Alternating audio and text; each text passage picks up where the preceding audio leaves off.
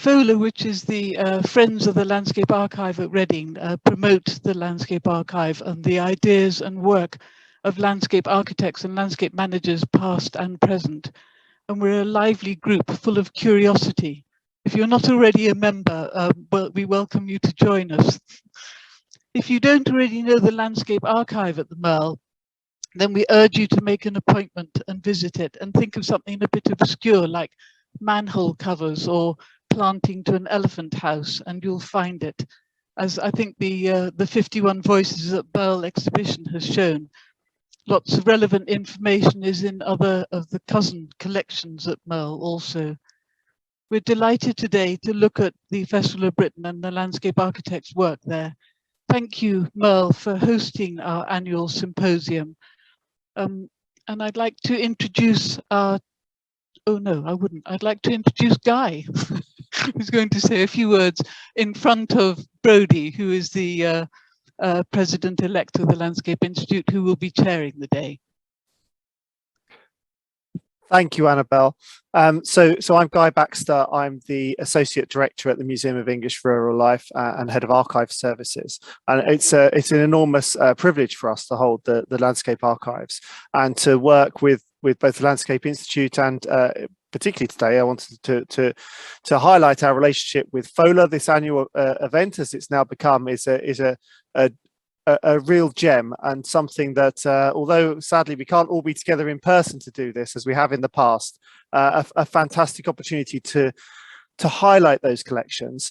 Yes, it's been an amazing year for us, a strange year to be celebrating the 70th anniversary of the Museum of English Rural Life at the University of Reading, and the fact that coincides with this with the anniversary of the Festival of Britain is one that really has I think allowed us to really think quite deeply about what the world was like in 1951 and what Britain was like in 1951 and what England was like in 1951, and I hope people have been able to, and if you haven't, then I would encourage you to have a look at some of the online content that we've produced under the banner of 51 Voices, looking at the whole diversity of things that spring out of our collections and out of that celebration.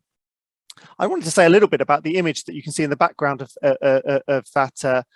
that introductory slide that you may have seen as you came in, and that's from one of the, if you've not been to the Museum of English Rural Life, that's from one of the incredible wall hangings, textile wall hangings that were produced by the artist Michael O'Connell and that graced the Countryside Pavilion at the Festival of Britain in '51.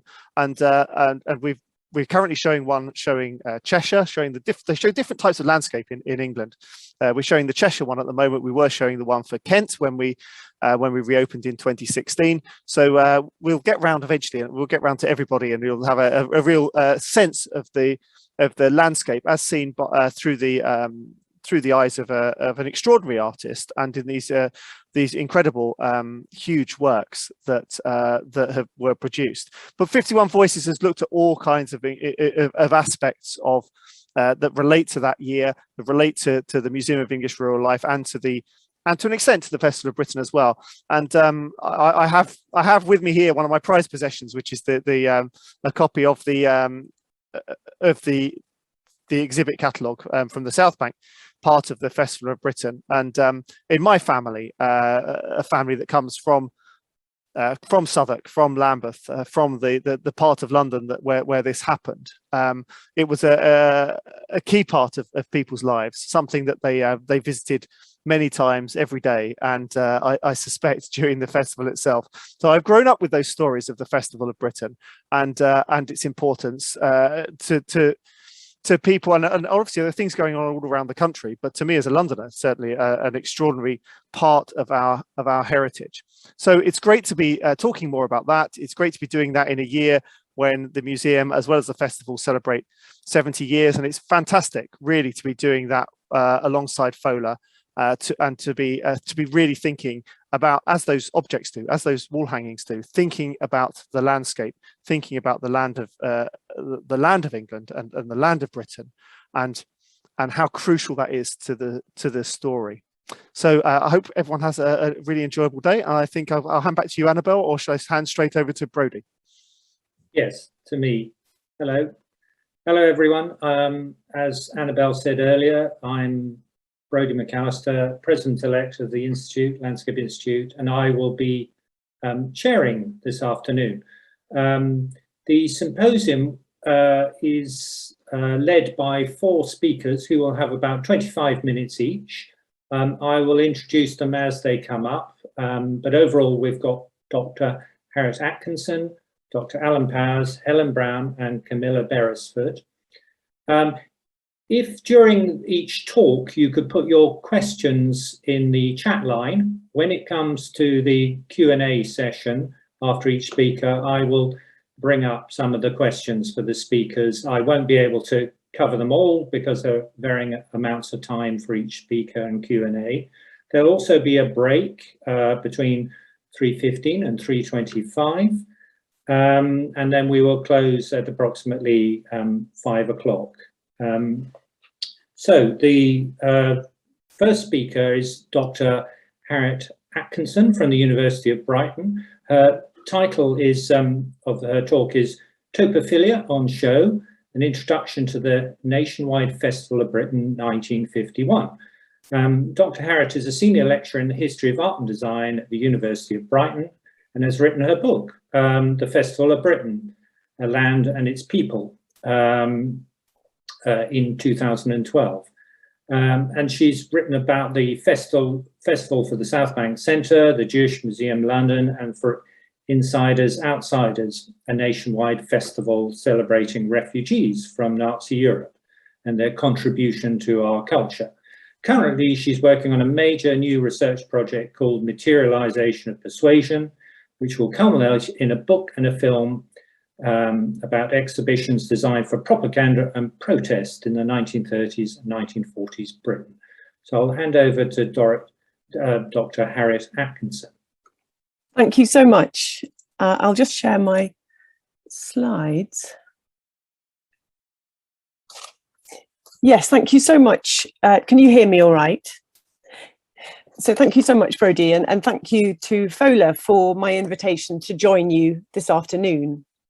It's been very enjoyable returning to thinking about 1951 again this year in the 70th anniversary, and again being part of a programme linked to the wonderful collections of Merle. I contributed a little piece to Merle's 51 Voices earlier this year. And I started thinking about and researching the festival around the time of the Millennium Dome 21 years ago, when lots of comparisons were being made between the Dome and the Festival of Britain, which really intrigued me. And on the 60th anniversary, 10 years ago, I was quite involved with various events to celebrate the 60th anniversary, including one with Alan almost 10 years ago to the day today. And it's striking on returning episodically to this subject how the sort of prism of interests and angles around these events shifts in line with the preoccupations of the day. So the focus of today's symposium, the landscaping of the festival, has been a central theme in my research. So this book, which Brodie mentioned, The Festival of Britain, A Land and Its People, explored the place of landscape in the cultural imagination of the Festival of Britain and the way that the festival set about reforging the link between people and place that had been severed by the recent war, and going deeper by the perceived impact of the Industrial Revolution. And this is something that I also pursued in an essay in this book, which was entitled The First Modern Townscape, which also discussed the way in which landscaping was brought into urban replanning and reconstruction after the war. The festival's architects and designers, defending the post-war space of Britain as they did through these exhibitions, were shaped by a particular attachment to landscape and to environment, which we might call topophilia, which has been called topophilia. It was this particular attachment, this topophilia, that the poet W.H. Auden had described as shaping the work of poet and writer John Betjeman. and he wrote about it the year that the festival's planning started. So Auden had distinguished what he called topophilia from straightforward love of nature or straightforward love of landscape. Auden wrote, "Wild or unhumanized nature holds no charms for the average topophile because it is lacking in history." So a topophile's love of place, according to Auden, was shaped by the memory and the history of that place. And it's this love of the land and this love of the history of the land, which may initially seem rather a long way from the modernism of festival architects who aspired to rebuild the world in aluminium and glass and concrete. But there was certainly, I think, a deep vein of topophilia running through the thinking and the design of the festival.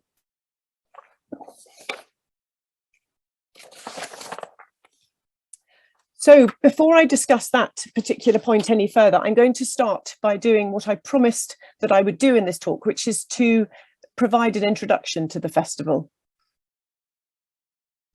Vera and Jack's family album, which I found a few years ago discarded in a Winchester junk shop, perhaps like many thousands of albums lovingly compiled across the country in the wake of World War II, holds 5 tiny black and white photographs of a late summer's visit to the Festival of Britain at London South Bank and to the Battersea Pleasure Gardens.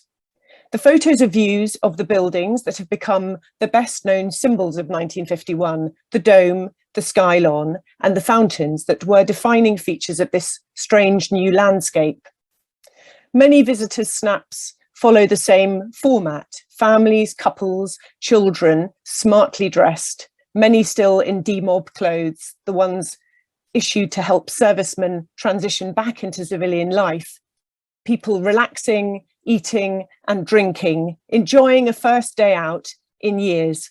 The happiness and the sense of relief are palpable. People who visited continue to have vivid memories, even 7 decades on, of the smells, of the tastes, the sounds, and most often, of course, the sights, the sheer relief that it brought. One woman wrote, "Do you remember the colours that glared across the river, olive and scarlet and yellow and blue, balls and windmills and walls and doors, dabs of pure colour such as we didn't know we had always hungered for, until at last they were there." So what was this festival that people had hungered for, and why was it held, and who made it happen? So it marked the centenary of this event, the great exhibition staged in London's Hyde Park in 1851, when British imperial power was at its zenith, although this centenary was largely forgotten once the festival opened, except by biscuit advertisers and perhaps a few others. It was supported by Clement Attlee's Labour administration, intended to give British people a lift after the war. This was fun, but with a serious purpose: to boost trade and to hold Britain up as a model democracy on the eve of the Cold War, as East-West relations started to deteriorate. Its director was Gerald Barry, ex-editor of the left-leaning News Chronicle newspaper. Barry's vision was for the festival to show, in his words, the British contribution to civilization, past, present, and future, to demonstrate British diversity within unity. The festival must, Barry believed, tell a story about the land and people of Britain, to bring the two together in the aftermath of a war that had displaced many people from their homes and left the landscape significantly disfigured. In order to tell this story, the festival was, in its organisers' words, to be a constellation of events across the 4 nations of the United Kingdom. Its spectacular centrepiece was London South Bank, set around 27 pavilions across the Thames from Westminster, but the South Bank was only one of 8 major exhibitions. Upstream at Battersea, the festival pleasure gardens were a 6-acre amusement park reached by boat to give light relief after the more earnest pleasures of the South Bank. And I'll leave Helen to say more about this in her talk. An exhibition of live architecture was held in London's East End at Lansbury, where visitors could see the redevelopment of a slum area in progress, with new housing, shops, schools and churches all being built as visitors looked on, as and Camilla is going to talk about this.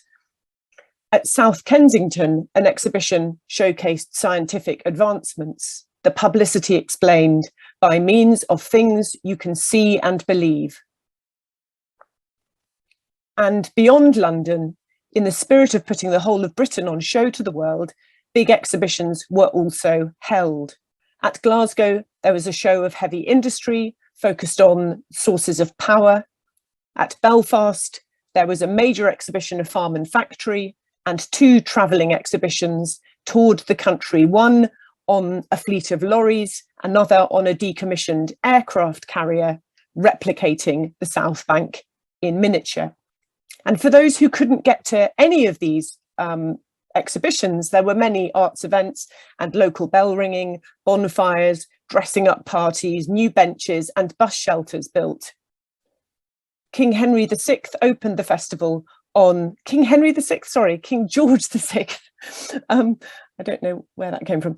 Opened the festival on the 3rd of May 1951 with a service at St Paul's Cathedral.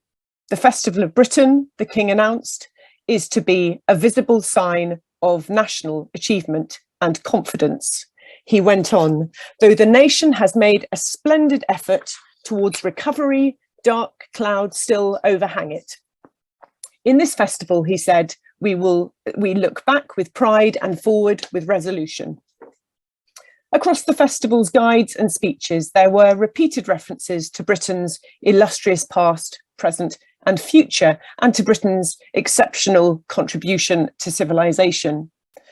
Poet Cecil Day-Lewis was commissioned to write a poem marking the festival, which opened, dear land, our roots are deep in you. May your sons grow tall and true. An intensely nativist evocation, which suggested a people deeply and permanently rooted in their land. Faced with this language, it would have been quite possible to miss the fact that the success of the festival was as much, in fact, due to people who had recently arrived in Britain as to those deeply rooted there.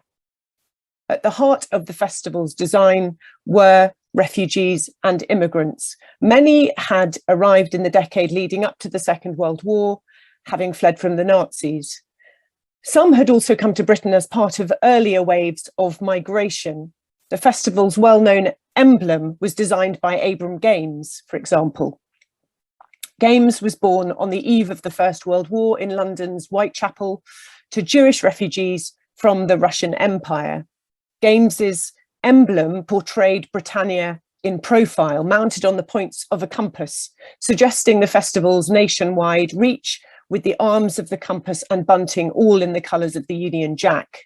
The emblem adhered to Games's own adage, maximum meaning, minimum means, expressing much through seemingly little. While the centrepiece of the festival could, as in 1851, and here are some guides bearing Games's emblem. So while the centrepiece of the festival could, as in 1851, have been placed at Hyde Park, the south bank of the Thames was the final choice because it had already been marked out in LCC plans as an ex-industrial area ripe for development as a cultural quarter. This fitted with the organisers' strong sense that these events should contribute to post-war reconstruction rather than merely diverting workers away from more urgent building work. The South Bank, and here are some of the workers and the Queen visiting site. The South Bank exhibition had a 2-part structure. Upstream, to the left of the railway bridge, was the land of Britain. Downstream, to the right of the bridge, the people of Britain. The South Bank circulation route invited visitors to start from the moment when the earth was formed, following through to the moment that its products, be they of the soil, minerals found underground, or water, were used to produce power, and finally becoming objects used in everyday life. The buildings were set over many levels, with steps and walkways taking visitors up and down to gaze over constantly changing views. Fountains played and ducks bathed. Helium balloons were set off to float into the sky above. People rested in open air cafes in the shade of an umbrella, or gazed out across the Thames at views of London landmarks.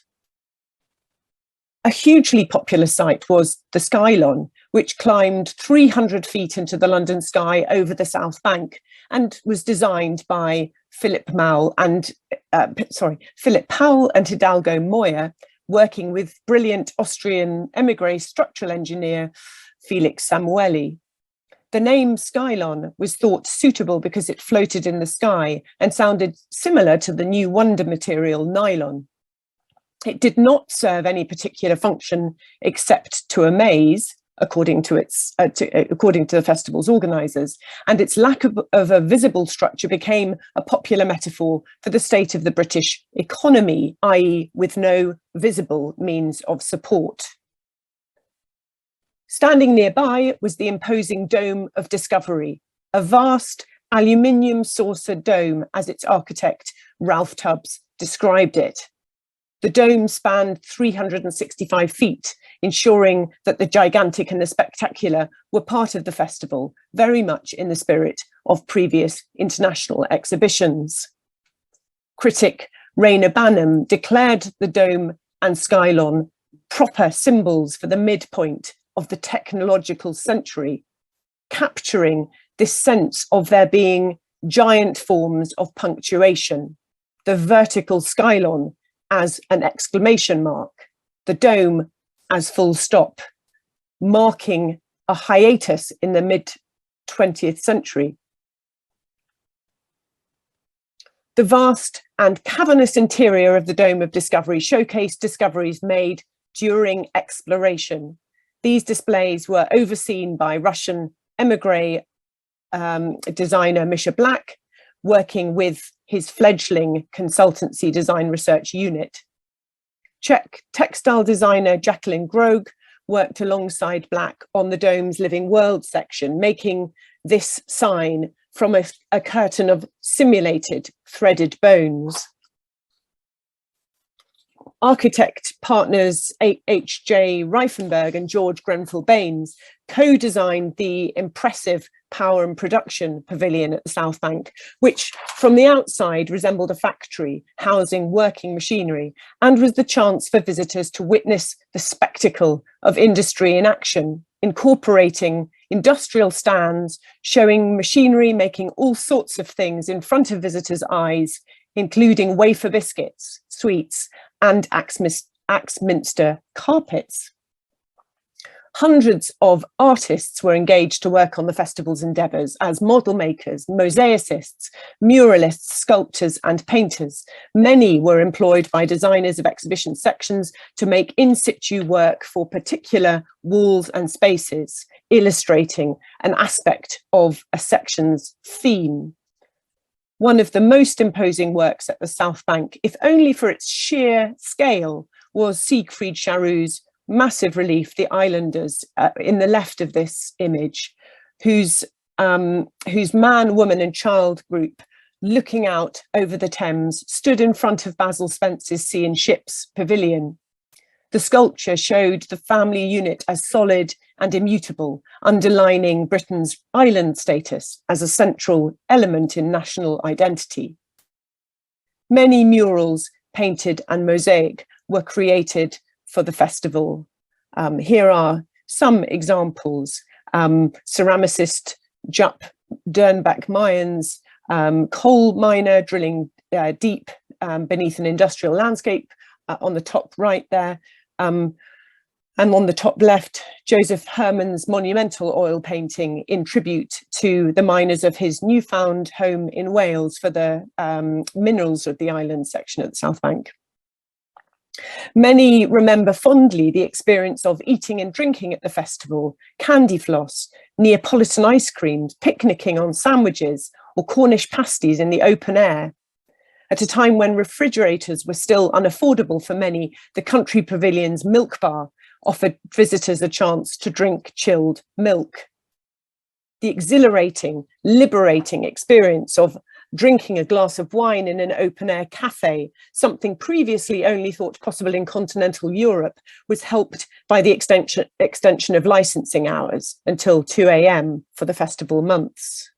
However, Britain's reputation as a culinary destination was at an all-time low in 1951, with many foods still rationed, and MPs complained in Parliament that having tea on the South Bank was more expensive than the Ritz.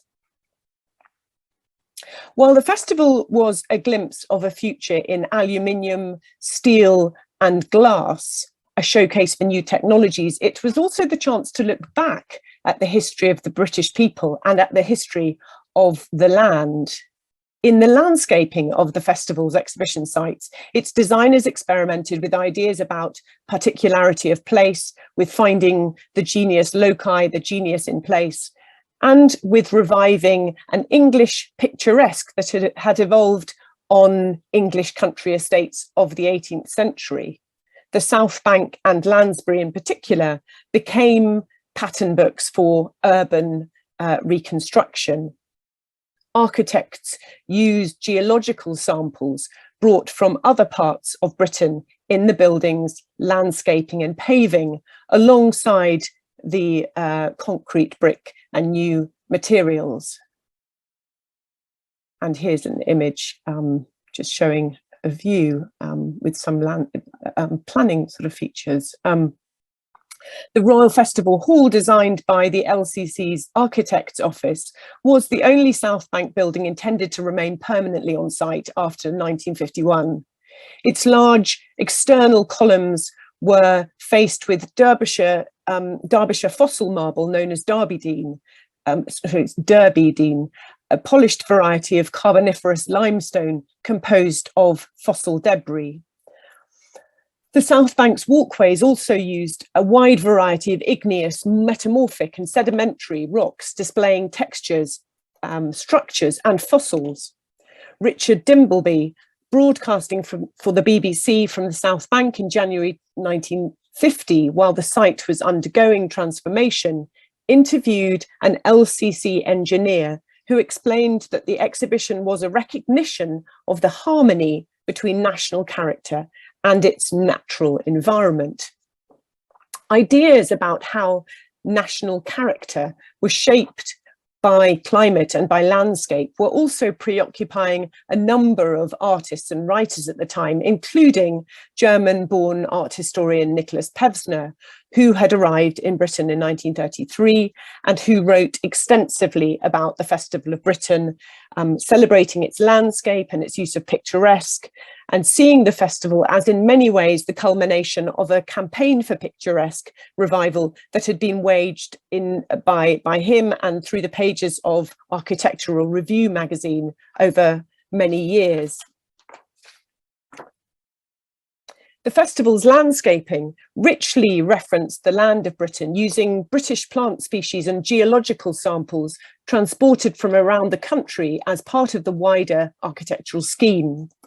Architect Jim Cadbury Brown, who designed the Land of Britain Pavilion and the landscaped area around it, extended the internal display of the pavilion, which was about geology, seamlessly into the exterior landscaping. Recalling how he had designed a series of rock formations to cluster around the opening, he told me in an interview that the entrance to the land looked a bit like landscape. I think the stone came from Derbyshire. They were not, he said, intended to look naturalistic. Yorkshire stone sat beside square-formed Forest of Dean sand stone and red sandstone, a geological impossibility, of course. And instead, so all of these landscapes made clear references to the British landscape beyond that visitors could pick up on. So, and in a sense, they employed the materials that they described in order to tell their own story.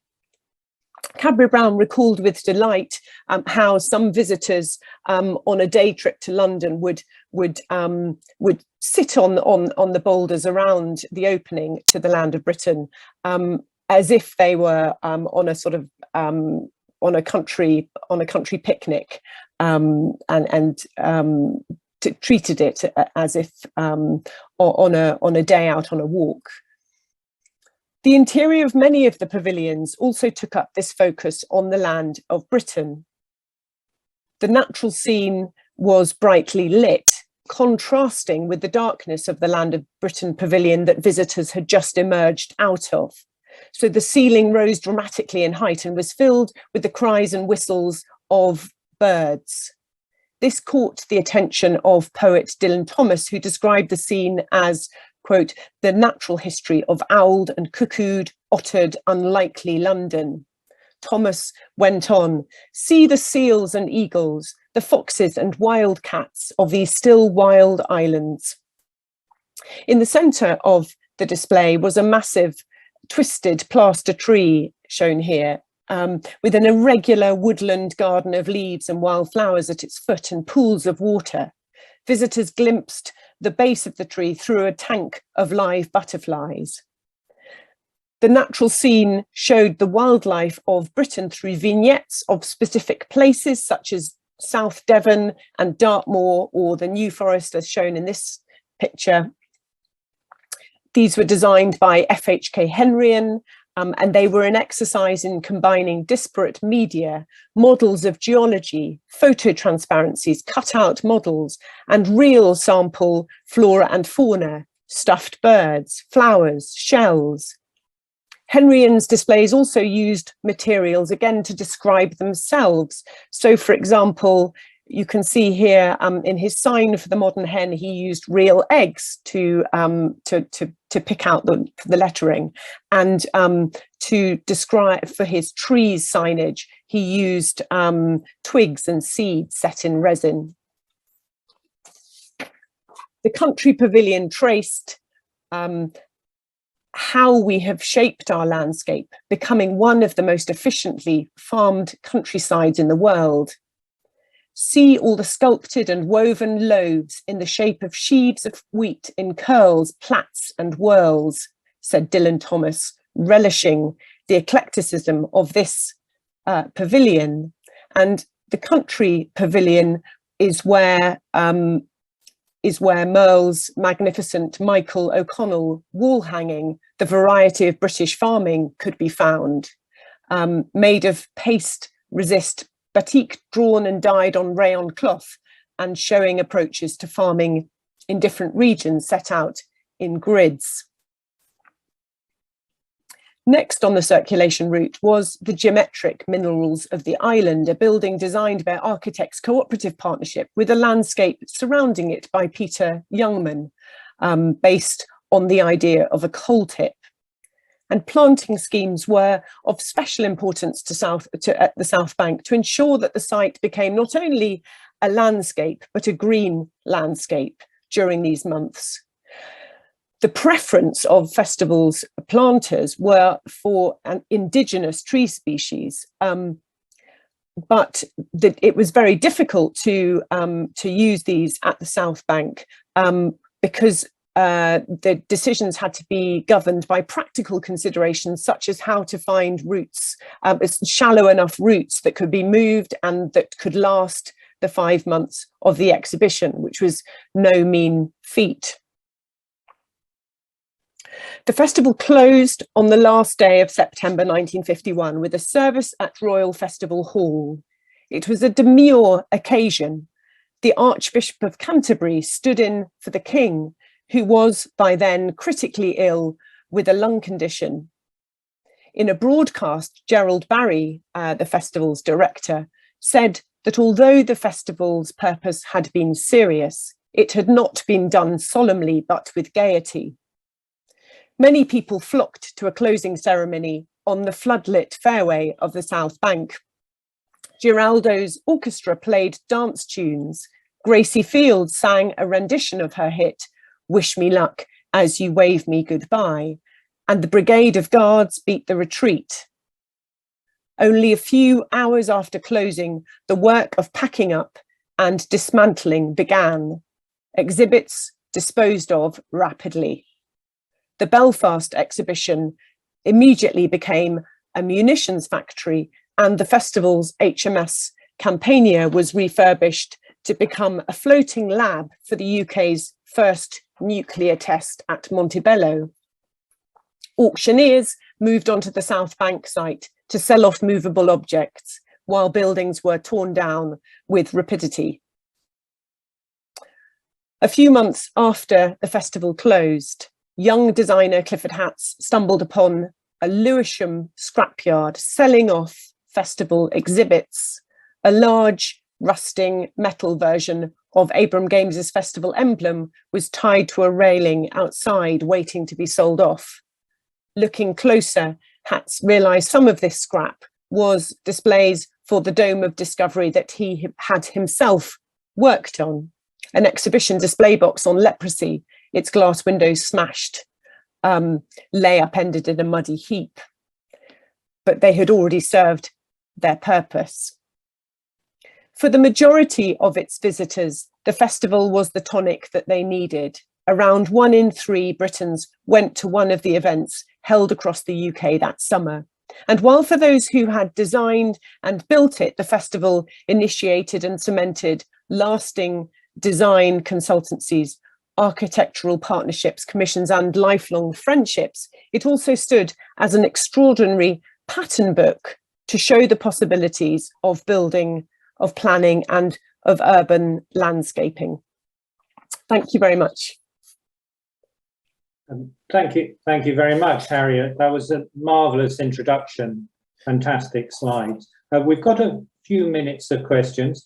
Can I remind everyone for the upcoming talks, please, to use the chat column to enter any questions you would like.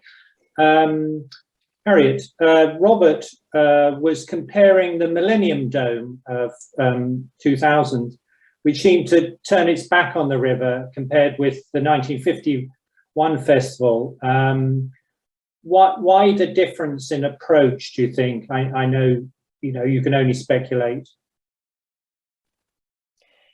Yes, I don't think I've ever seen it like that. Almost, I haven't ever thought that the dome presented itself in that way. I don't know. I don't know whether Robert wants to say something more about that, but I'm not sure that the dome was only one of several buildings, temporary or permanent, that were on the South Bank site. The dome was, of course, the whole envelope of that particular event. I'm not sure how much one can make a comparison in that respect, but I maybe something will occur to me as we talk further. Sure. Guy Baxter says, that's an interesting point, Robert. I suppose in 1951, the river was still a hugely important part of our daily economy in London, as it had been for many centuries before. But by the millennium, for most Londoners, the river was something that you merely crossed, had little impact other than touristic boats. That could be part of the explanation. I think that's right, yes. Annabelle was saying, not sure how many landscape architects were refugees or immigrants at this time, because you mentioned it was almost a celebration of immigration, in comparison with architects and artists. No, I think that's right. So H.F. Clarke, I think, was born in Manila, but and Maria Shephard Italian born, but actually no, I think it's right to say that the people who were from Central and Eastern Europe, who made the greatest contribution, were either architects or artists. There was I think that's right, that mainly the landscape designers were Britain born, but it is very striking as soon as one starts to look in any detail at how many were very new arrivals, and yet actually often that was something that wasn't mentioned or reflected in any of the sort of publicity around the festival, or in the presentation of the festival as a very sort of cohesive singular presentation of Britain. Okay, and just the last couple of points just before we move on to Alan. Virginia said she was there. She was only 2.5, and she recalls the huge excitement of this and the part in Battersea Park, which Helen will talk about later. And then there are some other comments in the chat line that people can read. Helen Neve says, legacy was a stated theme of that great London celebration, the Olympic Games of 2012. What would speakers pick out as unexpected legacies of the FOB, the Festival of Britain? Well, I'm sure the other speakers will speak to this later. I think there are all sorts of ways one could answer that. I think it depends on who one's talking about, but I think for the designers who are involved, the festival legitimized design, and particularly sort of commercial, what had previously been seen as commercial art, so graphic design and those kinds of contributions, and brought them into pride of place. There were lots of legacies in terms of the partnerships that were made and the networks that were developed.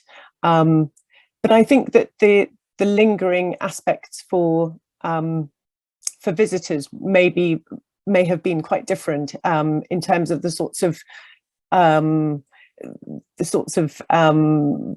impact on domestic wares and on the way that people then bought things for their homes, and the kinds of furniture that became popular, and curtains and the way in which it played out in that respect. Okay, thank you very much, Harriet.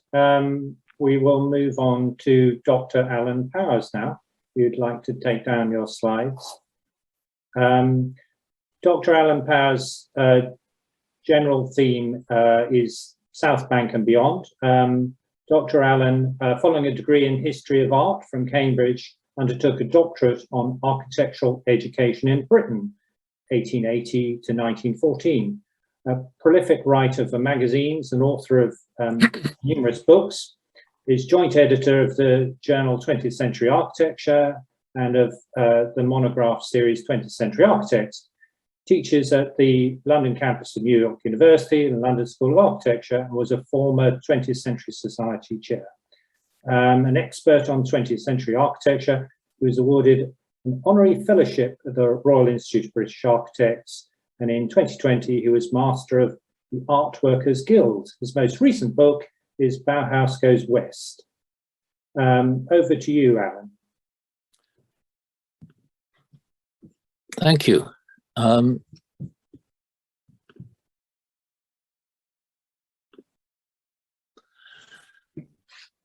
thank you, Harriet, first, for doing a lot of scene setting that has saved me needing to do all of that. What I'm going to talk about is improvised off the cuff, as you will gather. and supported by some texts that I've put on my slides, which, since we're recording, you will be able to go back and look at if they go too fast. I'm starting here really from the wide angle, as it were, about planning. And I love this drawing from the Puffin picture book of the building of London. For a number of things, the idea that you can spray sunshine, scatter trees and houses, which was almost literally what the County of London plan and its successor, the Greater London plan, set out to do. But I particularly like the names on the books going around the shelf, which I've typed out here in case you can't see them easily. There could have been others, but some of these are quite key names. I think particularly Lewis Mumford, who's up at the front, the American writer, follower of Patrick Geddes, who wrote two key books before the war, Technics and Civilization and the Culture of Cities, which were a critique of the way that cities had gone through the Industrial Revolution, their damaging and toxic nature. And of course, he's not the only person thinking this, but he sort of memorialized it to a great extent. And the Abercrombie plan, the County of London plan, very much follows those lines. So there is a background about planning. Landscape, of course, is integral to that, and many of the same people were driving that. But there's a more specific ancestry, which has perhaps not been emphasized so much. The last time I spoke to FOLAR in the spring of 2020, only 2 or 3 weeks before everything closed down, I talked quite a lot about Max Nicholson, who was the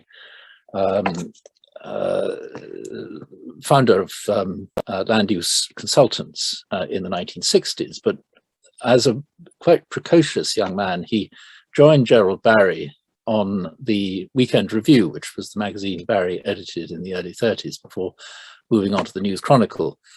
And Max Nicholson was personally very largely responsible for drafting this national plan for Great Britain that they published in 1931 as a response to the Depression. And I think this passage at the end, this paragraph, making Britain habitable, is in so many ways a preview of the festival sort of agenda, particularly making Britain more accessible and welcoming to tourists, and making us speak more foreign languages and developing foreign contacts, modernization of the hotel industry, better and more reliable facilities for travelers, and then general tidying up of old show places and removal of unsightly recent excrescences. So these are on their minds, and somewhere else in the Weekend Review, there's a specific reference to the South Bank as being a great planning opportunity. So I think the direction has been set. Coming through to 1951, the publication of A Land by Jacquetta Hawkes was virtually a festival tie-in, and there are many links visually with this book, with its fossil marble dust jacket. My copy doesn't have that. Henry Moore's frontispiece, and Moore was represented on the South Bank. And the idea that land, which was such a key issue, could be created across a sort of bridge between art and science, and an attempt to unify what had been seen by many as divergent tendencies in thought.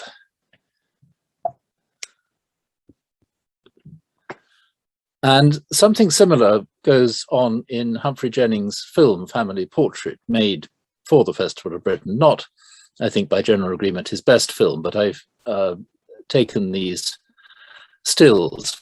There we have a garden, and the wife seems to be pushing the pram. I thought it was a wheelbarrow. Well, the husband dozes. I don't know what that's meant to convey, but maybe he's dreaming of a better future. But we have the landscape of the River Blythe, where Jennings grew up, with the church of Tower of Blytheborough and the Pool of London full of shipping. It's a film that tries to unify a number of contrasts and sort of locate them in the physical environment within a wider historical synthesis. But I like this quote I came across by Peter Shepheard, who I will be speaking about quite a lot. Looking back at the 25-year mark, and the festival as a demonstration of how much a decent environment can contribute to the pleasantness of life. It enabled people to behave in new and delightful ways. Well, if there's a mission statement for landscape architecture, I think that could be it. And then this quote from Gertrude Stein: "Why live in Paris? What does Paris give you? It's not so much what Paris gives you as what Paris doesn't take away." She could say some very wise things. And the particular aspect of landscape design, as I see it, and as I think Peter Shepheard and others saw it, which is that it's the negative spaces, the spaces between, that are shaped by the intervention of the designer, that are the thing that really matter. It's not about stuff, but it's about absence of stuff, sort of framed in a meaningful way. So here is an eager queue of people waiting to go in through the gate to the festival. And Harriet's already described the significance of the upstream and downstream sections of the festival. And this was a sort of principle on which the allocation of roles for landscaping was based, although I think not in an entirely watertight manner. This is a paragraph from a sort of, a kind of warm-up talk by Hugh Casson, who I'm not talking about particularly, but he is the great guru genius of this. I think because of his ability to deal with people. He designed literally very little of it, but he determined who was going to do what. He made them collaborate with each other. He fed them ideas and had a huge influence in shaping the outcome, which was definitely recognized at the time. And he sort of owned the legacy of the festival really for the rest of his life in a big way. So here is the brief, if you like. And this, I don't know how easy this is to read. We did this in 2001 for taking people on a walk around the site. If you overlay the plan of the festival on the South Bank as it was then, of course, some things have changed since. It's quite interesting to see it's not the site that we now know, really, because it went so much further back from the river's edge. It was a much deeper site. There was much more on it. And the Shell Centre largely came and squatted all over that, although some of that has now gone. But you can see the size of the Dome of Discovery, which is pretty impressive. If you took the London Eye and laid it flat, it would not be as big as the Dome of Discovery. And that sort of balances the festival hall, but it's an awkward site above all because of the railway bridge and the need to move people across from one half to the other. So there was a suggested route, which is indicated here. Although in the film Brief City, Casson explains that, you know, a lot of people disobeyed the route, but it didn't matter really very much. You could do it as you wanted to. And here I put together portrait photos of the key landscape participants, separated between upstream and downstream to some extent. Frank Clark, H.F. Clark, other people listening will know more about him than I do, I think, but he generally didn't get a very good press from his collaborators, as though he was a bit ineffectual and they just got on with it. Maria Parpagliolo Shephard is a very interesting figure, and she's included in some people's accounts and was left out of others.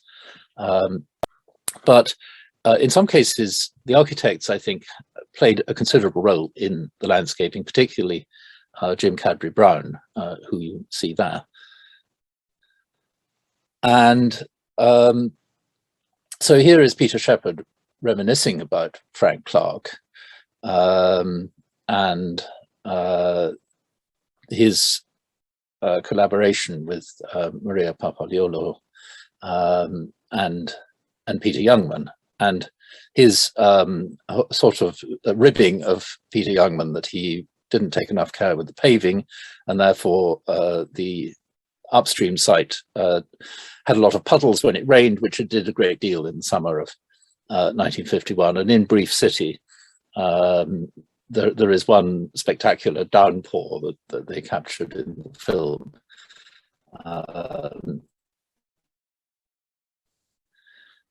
And here is Jim Cadbury Brown talking about the concourse area and explaining how he wanted to do the landscaping of this. His brief was quite a peculiar one, really. He was much more a coordinator than really a designer of buildings. It really was a landscape role. He did the two twin sort of shells, which led to the two key thematic exhibitions, Land of Britain and People of Britain. But otherwise it was this flat surface and then the fountains that he dealt with.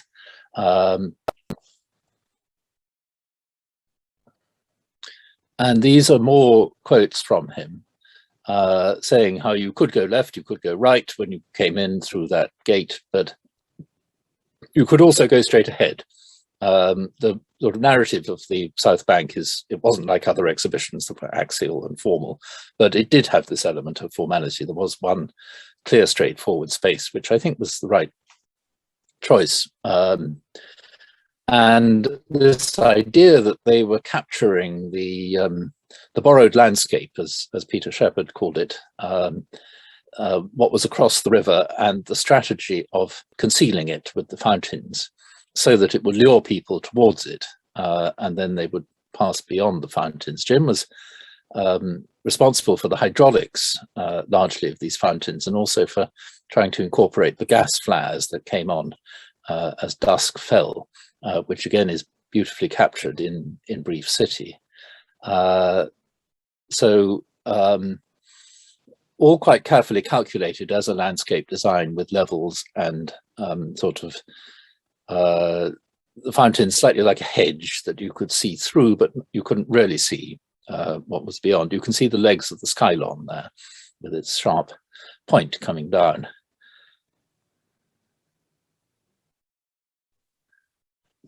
And this cover of the Architectural Review in July 1951, often reproduced, links the South Bank site to what the Review magazine was doing in terms of its promotion of the picturesque, as Harriet mentioned, and the development of that into what they called townscape, which became a regular feature with the magazine. And this was a combination of talents went into this.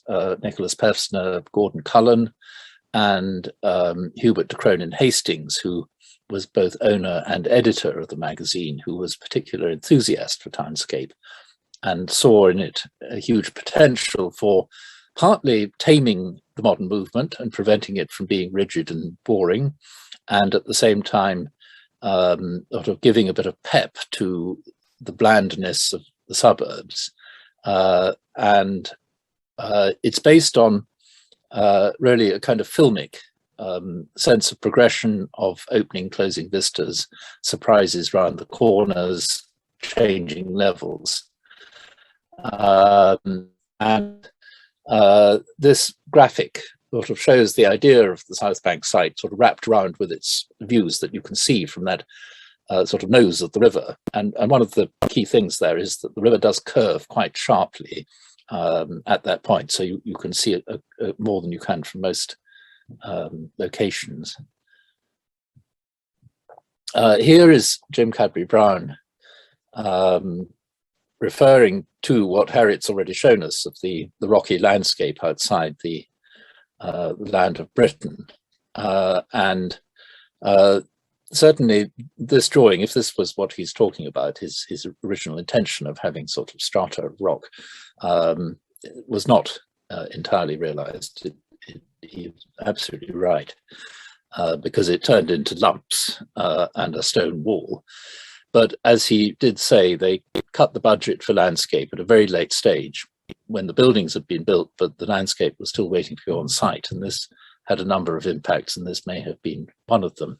But here is the architectural review talking about it and showing how what might have been a dull passage in the design is imaginatively used to provide a kind of vertical garden. And this, I think, was part of the aim of landscape on a very small scale, just to perk up what could have been dull areas. And so there was a real concern for not having any dead spaces there. And the architectural review in that July 51 issue went through a very detailed analysis, as you can see on the left here with Cullen's drawings, sort of picking out the features seen in the photographs and explaining why they work and what's good about them. And it is a wonderful insight into what they were thinking, that transparency, overlapping, seeing one thing across or through another, being half indoors and half out. It's full of ambiguity and artifice, really. And the landscape is a kind of reconstruction of things that couldn't possibly actually be there. It's not naturalistic in that sense. It's kind of symbolic, but does seem to have made the intended impact. So here is Maria Teresa Parpagliolo, who married an English officer called Shepheard, who was in Rome, where she was at the time of the liberation, and they married, and she moved to England, which is how she came to be here. And here's Peter Shepheard talking about Frank Clark, but saying that really he couldn't have done very much without her. She ordered all the plants and kept everything in line. She was so practical, imaginative, enterprising. I always thought her landscape design was among the best I have ever seen. So she certainly deserves her place in the story. And there is this very good article by Sonia Dumpelmann about her. And this is one of the elements that is very directly attributable to her, the garden of the Regatta restaurant, which the architectural review really liked. 76 is this particular photo, if you're wondering. So they could see in this a whole series of strategies about containing the space and yet making it sort of transparent and seeing through it, and the incorporating a sculpture by Lynn Chadwick there. And another photo looking down. So this is Sonia Dumpelmann writing about it, and how, like a garden by Roberto Belle Marx, whom she almost certainly knew about, this is meant to be viewed from above as a pattern, and it was indeed, could be seen from that angle. Perhaps the most well-known single image is this one, which we have seen part of already. And I think this is partly because Peter Shepheard did it. He published a lot, and he had this sort of amusing commentary that if you want to stop people walking away from the cafe without paying, you put some water around, and they're not going to get their feet wet for the price of a cup of tea.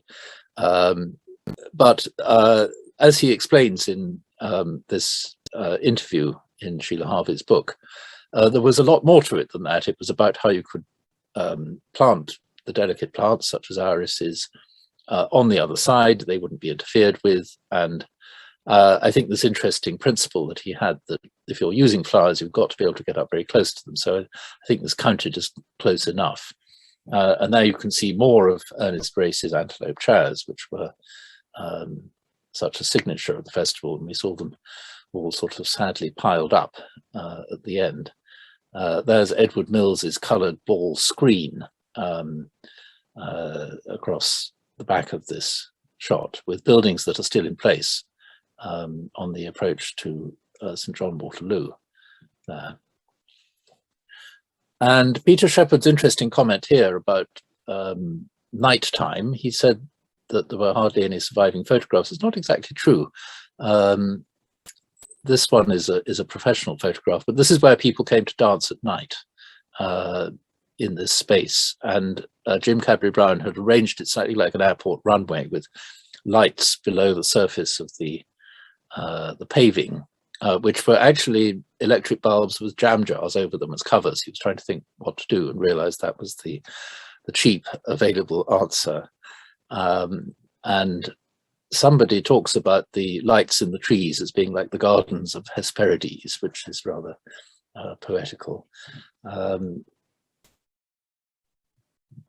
So he felt that in 1986, again, that this was a portent of sort of better lighting for outdoor spaces. The paving, I think, was something people associate with this moment in landscape design. The perhaps sometimes rather over busy patterns of paving. But here Peter Shepherd explains that it would have been very different if they hadn't had the budget cut. They had to fall back on cheap materials and then do the best they could. And I think this page of images from a lecture a couple of years later shows some of the things that they might like to have done, like that bottom right one at King's College, Cambridge, stone flagstones and sort of pebble border. But cobbles were used a certain amount. But I like the idea of the square grid of white lines done by a road marking machine, just as a kind of quick and easy way to do it. There are many sort of traces I think one can make to Scandinavian countries, probably also to Switzerland, to see similar things being done before. And it became almost a cliche of the period, which again is picked up in Brief City, that the sophisticated visitors thought they had seen it better done in Stockholm or Zurich, and maybe they were right. But the British public, for the most part, were seeing something like this for the first time. But this book from 1953 again is full of interesting comparisons and sources. And this caption for the cover image of the Tivoli Gardens, good design, wise planting, opportunities for fun and games and eating in pleasant surroundings, is a very festival thing, because you could go there to see the exhibits, but the abiding impression is that it wasn't so much those as just being there was the real satisfaction of it. And here is a page of festival images showing close-up planting, and then more of a long shot with one of the spindly trees. One hardly ever sees them with leaves on, whether that's because the photos were taken at such an early stage, I don't know. And then Scandinavian flower pots, plus another Peter Shepherd quote, that in Sweden you can see so much more of the potential of landscape. He's really talking about public parks here. So Rayner Banham, writing at the same 25-year point, had a lot of negative things to say about the festival architecture, which were representative of his generation and their viewpoint. But he does have good words for the landscaping, and particularly the cone-shaped flower pots, which came in several different sizes and angles, but these are samples of them in this picture here. And that they had become acclimatized as part of the British scene. But we have some terracotta conventional pots there as well, which is quite interesting. And then a sort of raised flower box, you can see at the back there. I'm putting in a little coda here because Parliament Square was landscaped at the same time. It wasn't finished in time for the festival, but that was the impasse, that foreign visitors were coming and it was a mess, and there had been plans for a long time to do something about it, but it was only at this point that action was actually taken to alter the roads and to create this very simple scheme of one big lawn with trees down two sides, where there were a number of sculptures already in place. But you can see from the before postcard how different it was before, and from the contemporary photo, really what a success it is. George Gray Wernham was the architect of the RIBA building, of a generation older than the festival architects and designers, and by this stage perhaps considered a bit of a back number. But I do think he captured very much the same spirit of letting the surroundings do the work, not overdoing it, thinking of how people were going to use it, sitting on the steps, in the shade. And given that Parliament Square seems to be perpetually subject to people having bright ideas that it will be made better by taking all the traffic away, which I would agree with, but I'm not sure it's going to happen soon. But in the process, sort of removing all the hard landscaping, I think this needs sticking up for as a very accomplished piece of work. So just finally, here's my promotion. The journal that Elaine Harwood and I edited 20 years ago, just think of it. We actually reprinted it 10 years ago, so we have a lot of stock and we're selling it at a very good price of £10. It really, though I say it myself, I think it really is rather good. We were able to get contributions from Jim Cadbury-Brown, Philip Powell and others who took part in the festival, plus a lot of photographs and quite a lot in colour. So it's a very useful compendium, and if you've come to this event and if you don't have it, I think you need it. So thank you very much. Thank you very much, Alan. That was extremely insightful, and there were some lovely references in there. I love to see the work of Maria Shephard in there, and actually some analysis of it by Susan Jellicoe herself. I also wonder, when at the time of the millennium, Peter Mandelson, who we all loved to hate at the time, said he had a relationship with his forefathers back to the Festival of Britain. Is that correct?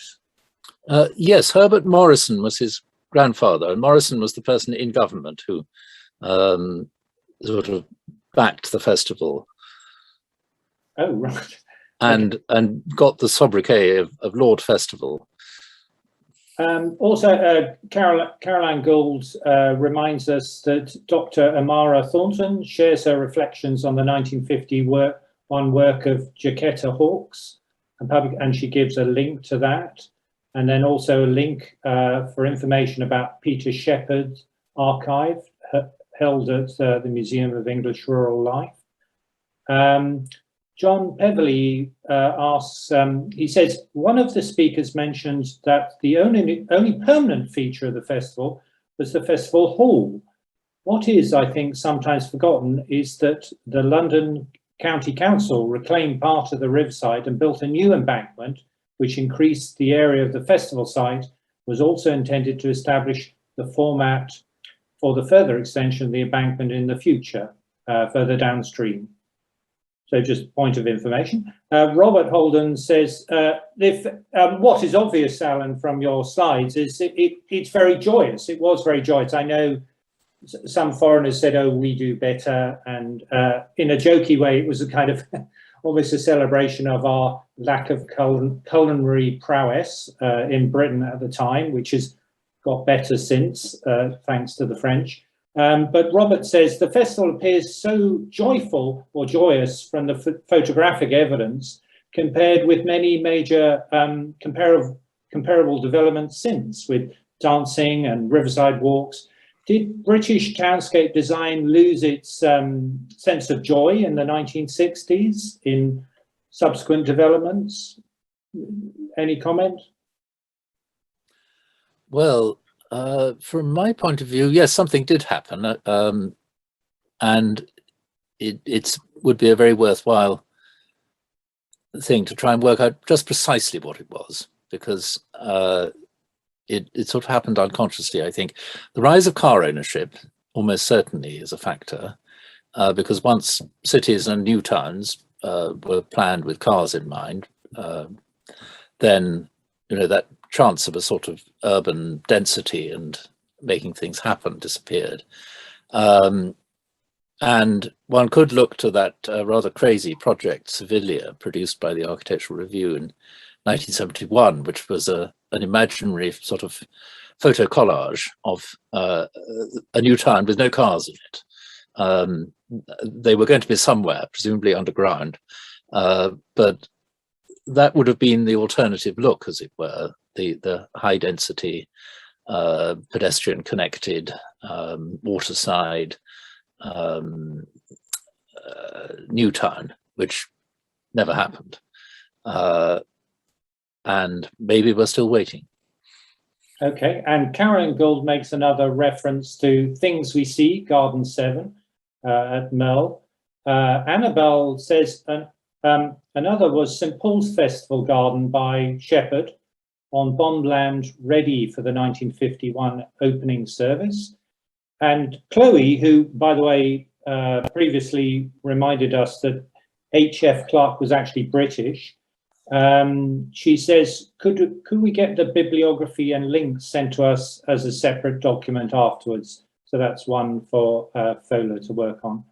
Okay, well, thank you very much, Alan. That was fascinating. Next, we have Helen Brown. The title of her talk is the Festival Pleasure Gardens at Battersea Park. Helen is a chartered landscape architect, now retired, who worked as a constructed and surface pattern textile designer before qualifying in landscape architecture at the University of Greenwich, where she also taught. She has worked for Wandsworth Borough Council, Medway Council and Bromley Council, London-based, but originally from Yorkshire, and a founder member of FOLAR, and a community and environmental activist. Over to you, Helen.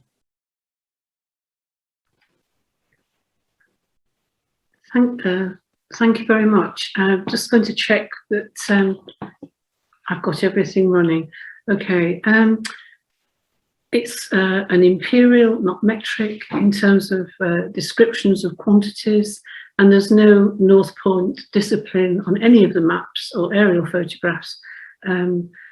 Just that's the way it is. So thank you for inviting me to talk, and I just want to it's quite a different emphasis in the talk, because the gardens were actually overlaying a historic landscape. So that there was a festival pleasure garden in Battersea Park is not widely known.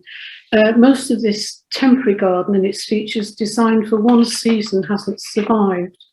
Hopefully this presentation will reinvigorate more interest. The planners of the 1951 Festival of Britain selected Battersea Park on the south bank of the River Thames to be the second site for the festival. In 1948, the Festival Garden Company was formed to design, build and manage the pleasure gardens on behalf of the Festival of Britain. In the park, the pleasure gardens, could I have the next slide, please? Thank you. In the park, the pleasure gardens covered 37 acres of land. Let's see if I've got, is my cursor coming up on the screen? Okay. Sorry, I've lost my thread now. The Pleasure Gardens covered 37 acres of land in the north, on the north side of the park's central avenue and right up to the River Thames boundary. Why Battersea? The public park, which had opened in 1858, had become very run down and needed investment. There was a widespread view, both by public park authorities and management bodies, design professionals, and just generally, that 19th century park design was irrelevant, so could easily be disregarded, and it wasn't a royal park, which meant the designers had a freer hand.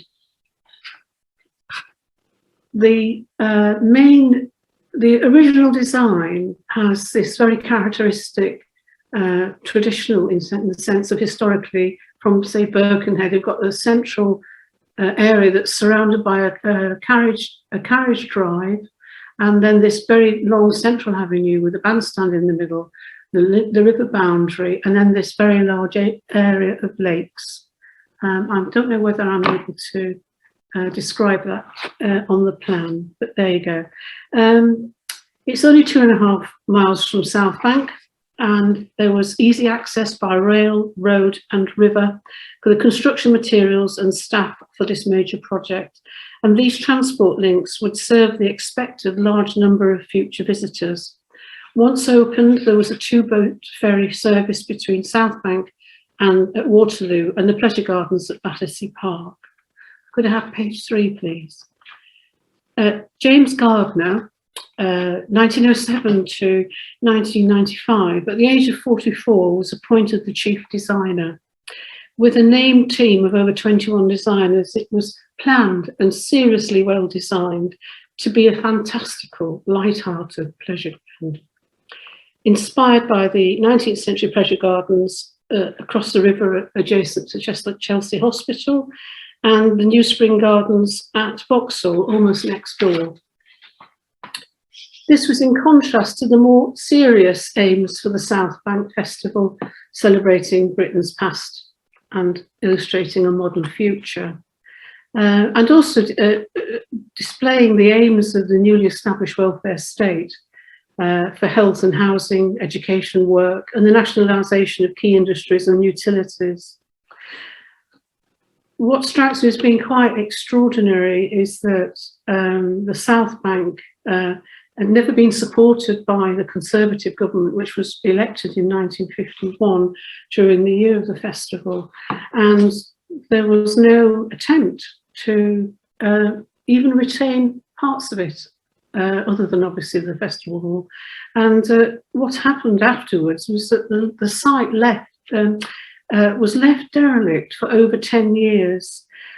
The Battersea Park Festival Pleasure Gardens of 51 didn't suffer the same fate, having been designed to be whimsical and fantastic, and given their huge popularity, was starting to be profitable, which was considered an advantage in terms of paying down the large debts that incurred during the building of the festival. This aerial photograph shows the key elements, the river obviously in the bottom corner, and it shows the extent of the site at 51, almost completely built up. And in the very centre here is the flower garden and lawns designed by Russell Page, and he designed this area here called the Terrace Walk. John Piper's Grand Vista and Osbert Lancaster's entrance screens. And then there's a whole sequence of spaces between the gardens, the boating lake, an area really of relaxation with a grotto and interesting events, and more like a resort really. And then right on the eastern edge, the wrap-round edge of the fun fair. And the site was inward looking, other than the terrace onto the river. It was into itself in terms of security, but also the views out. It was a contained site. and when you got in, that you were enveloped by the whole experience of being there. I'm going to go on to the next slide, please. It's the context, the history and context. To put Battersea in a historical context and to explain some of the layers in the landscape that the pleasure gardens would overlay and become part of, just looking back very briefly at 1830, it's a large site, Battersea Fields, and there's the Red House Tavern and lots of other things you can't see, rotten wharves, and a really quite ramshackle area. In the early 1840s, crowds of over 50,000, nearly 50,000 people on Sundays would gather for illegal gambling, drinking, general carousing and illegal fairs. And the government were finding it difficult to control it. It was really quite a big issue of the day. And so the government bought Battersea Fields and the tavern, and there were plans afoot with Thomas Cubitt to develop the area as a new residential district with a park.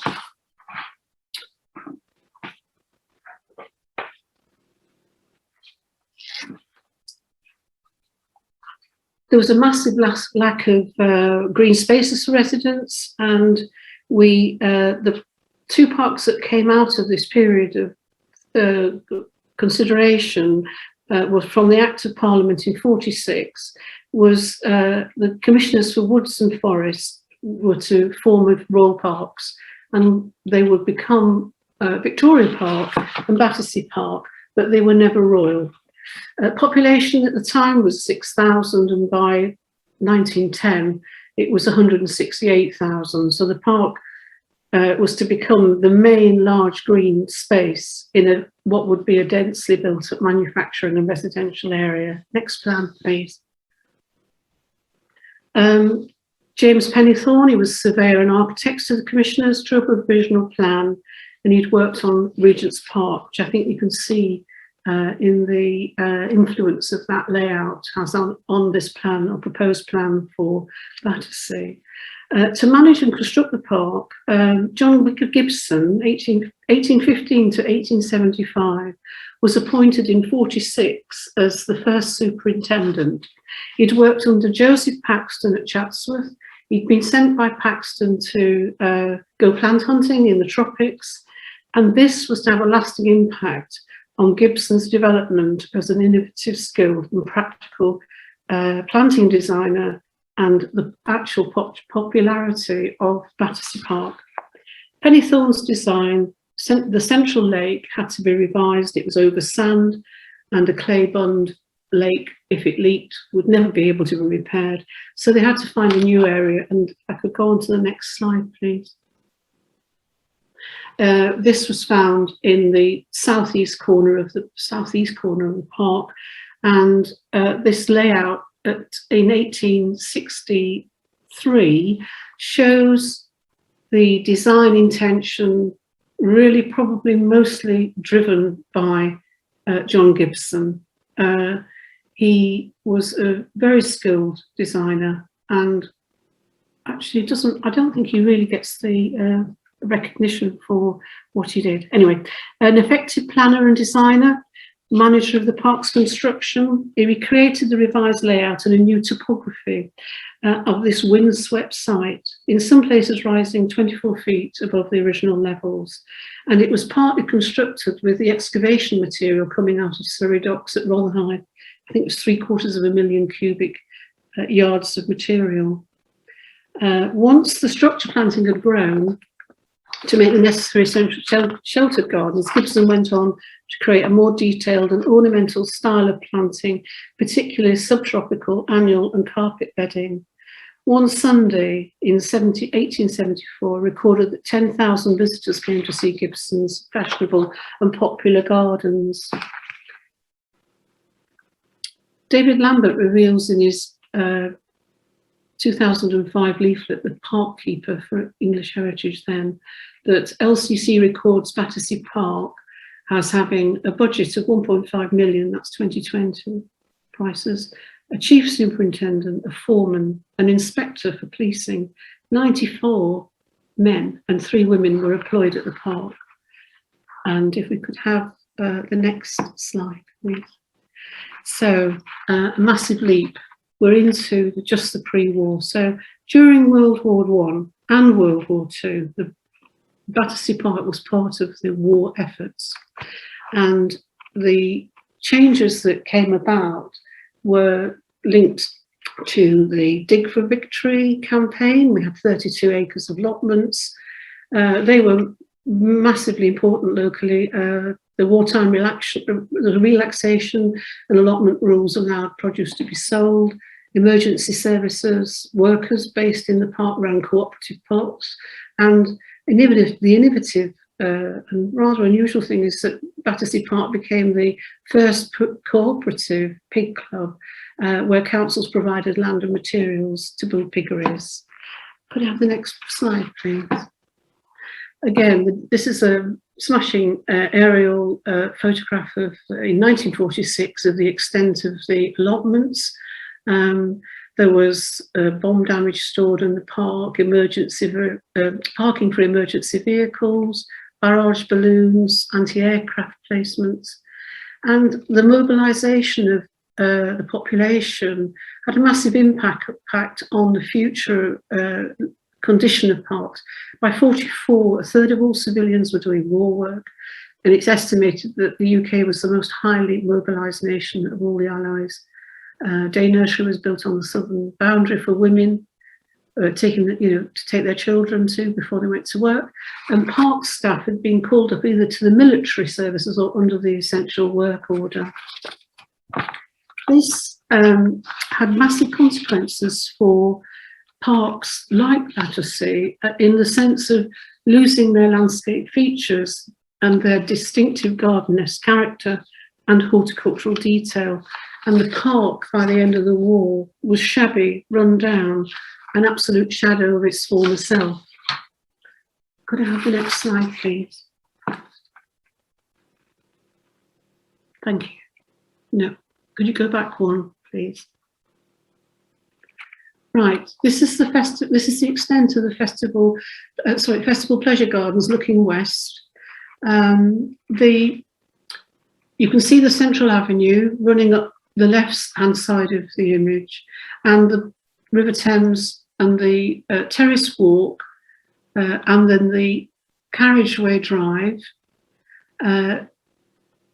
enclosing the spaces that enclose the space that contain the festival. In the western end, you've got the Crescent Restaurant, we've got the Grand Vista by John Piper and Osbert Lancaster, the Dance Pavilion at the end of that, and then this large area in the middle with the rectangular space is Russell Page's Flower Garden and Lawns in the centre of the site. I'm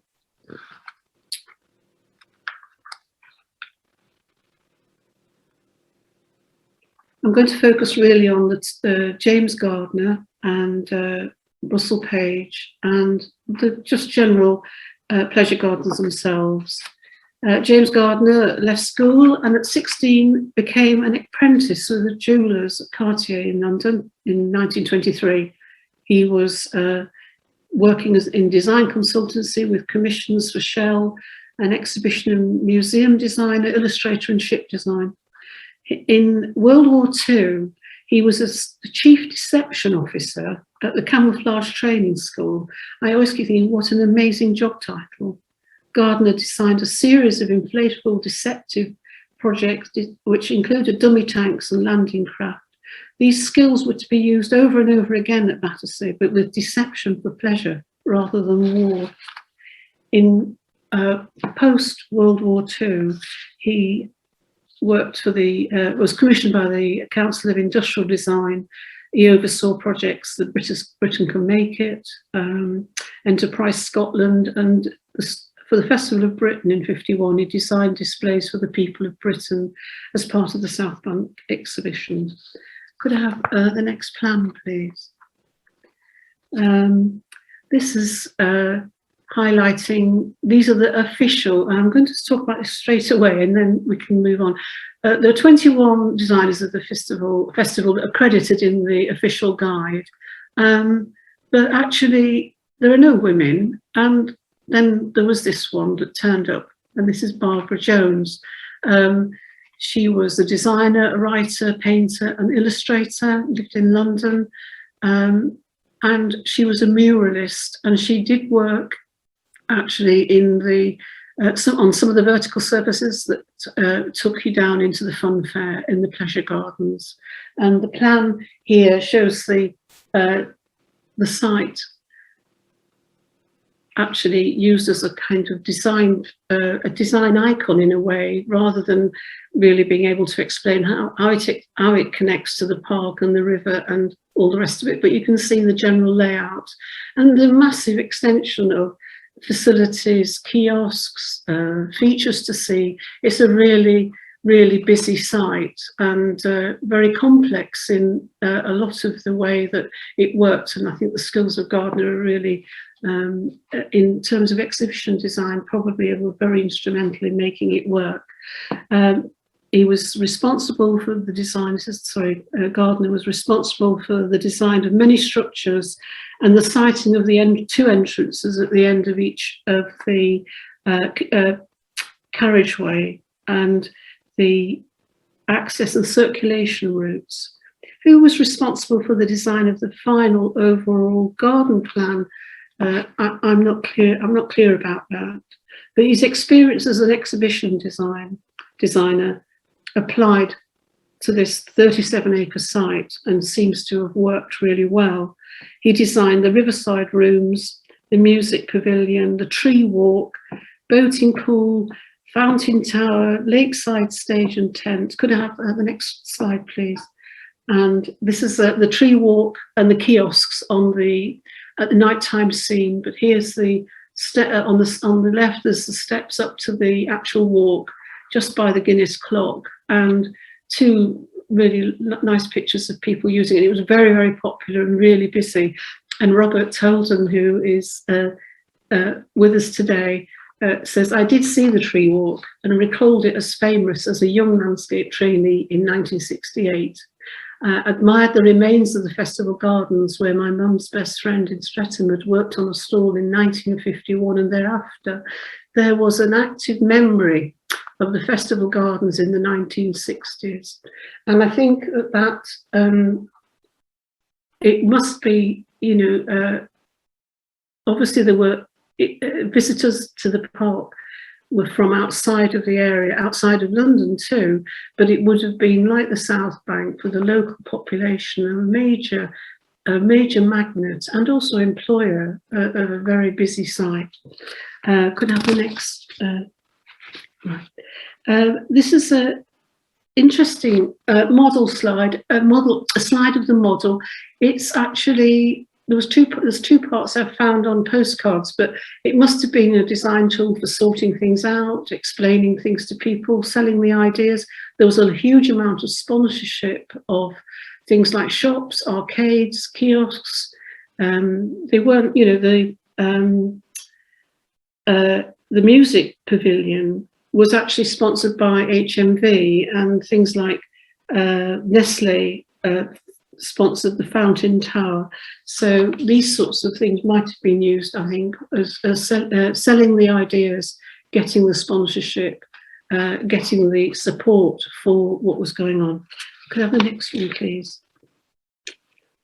This is a view down the Grand Vista, John Piper's Grand Vista, looking south, and you can just see on the left the beginnings of the walk to past the dance pavilion, and that behind that is Russell Page's lawn, flower garden and lawns. Hugh Casson in World War II also worked in camouflage service of the Air Ministry, and he was the Festival of Britain's Director of Architecture and designer of the Pleasure Gardens Avery restaurant. He considered Gardner as perhaps the most innovative, versatile and prolific designer in the UK for more than half of the 20th century. And it looks like Gardner seems to be able to choose the right people for the tasks in hand, build and manage strong, talented design teams, and he appears to be a good people manager, well liked, and made sure project aims were achieved. And as you've noticed, his archive is held at the University of Brighton. Could I get the next slide, please? This is just another one of the grand vista looking north to the two towers and the Osbert Lancaster screen. And in the arcades at the sides are shops and restaurants and cafes. Right, go to the next slide, please. And these are Osbert Lancaster's fountains in this nighttime scene, nighttime illuminations. Every night there was a firework display, excepting Sundays. And again, these were all sponsored, and these lovely illustrations from the official guide in the adverts for the firework companies. So I'm going to go on now to the next slide, please. And this is the part of the model that takes in the dance pavilion and Russell Page's flower gardens and the lawn, and the pavilion buffet, which runs parallel with a little cupola tops on, is the actual restaurant. Russell Page, 1906 to 1985, started making gardens when he lived at home in Rugby, Lincolnshire, and at 17 took a course in the art of garden composition, studied at the Slade School of Art from being 18, and from 27 to 32 travelled to Paris to study art, and subsequently worked on small garden jobs in France. He began his professional career, his professional landscape design career with projects in Rutland in 28, and between 30 and 32 he worked on 2 sites in France. Back home in Britain, Page was employed by landscape architect Richard Sudell.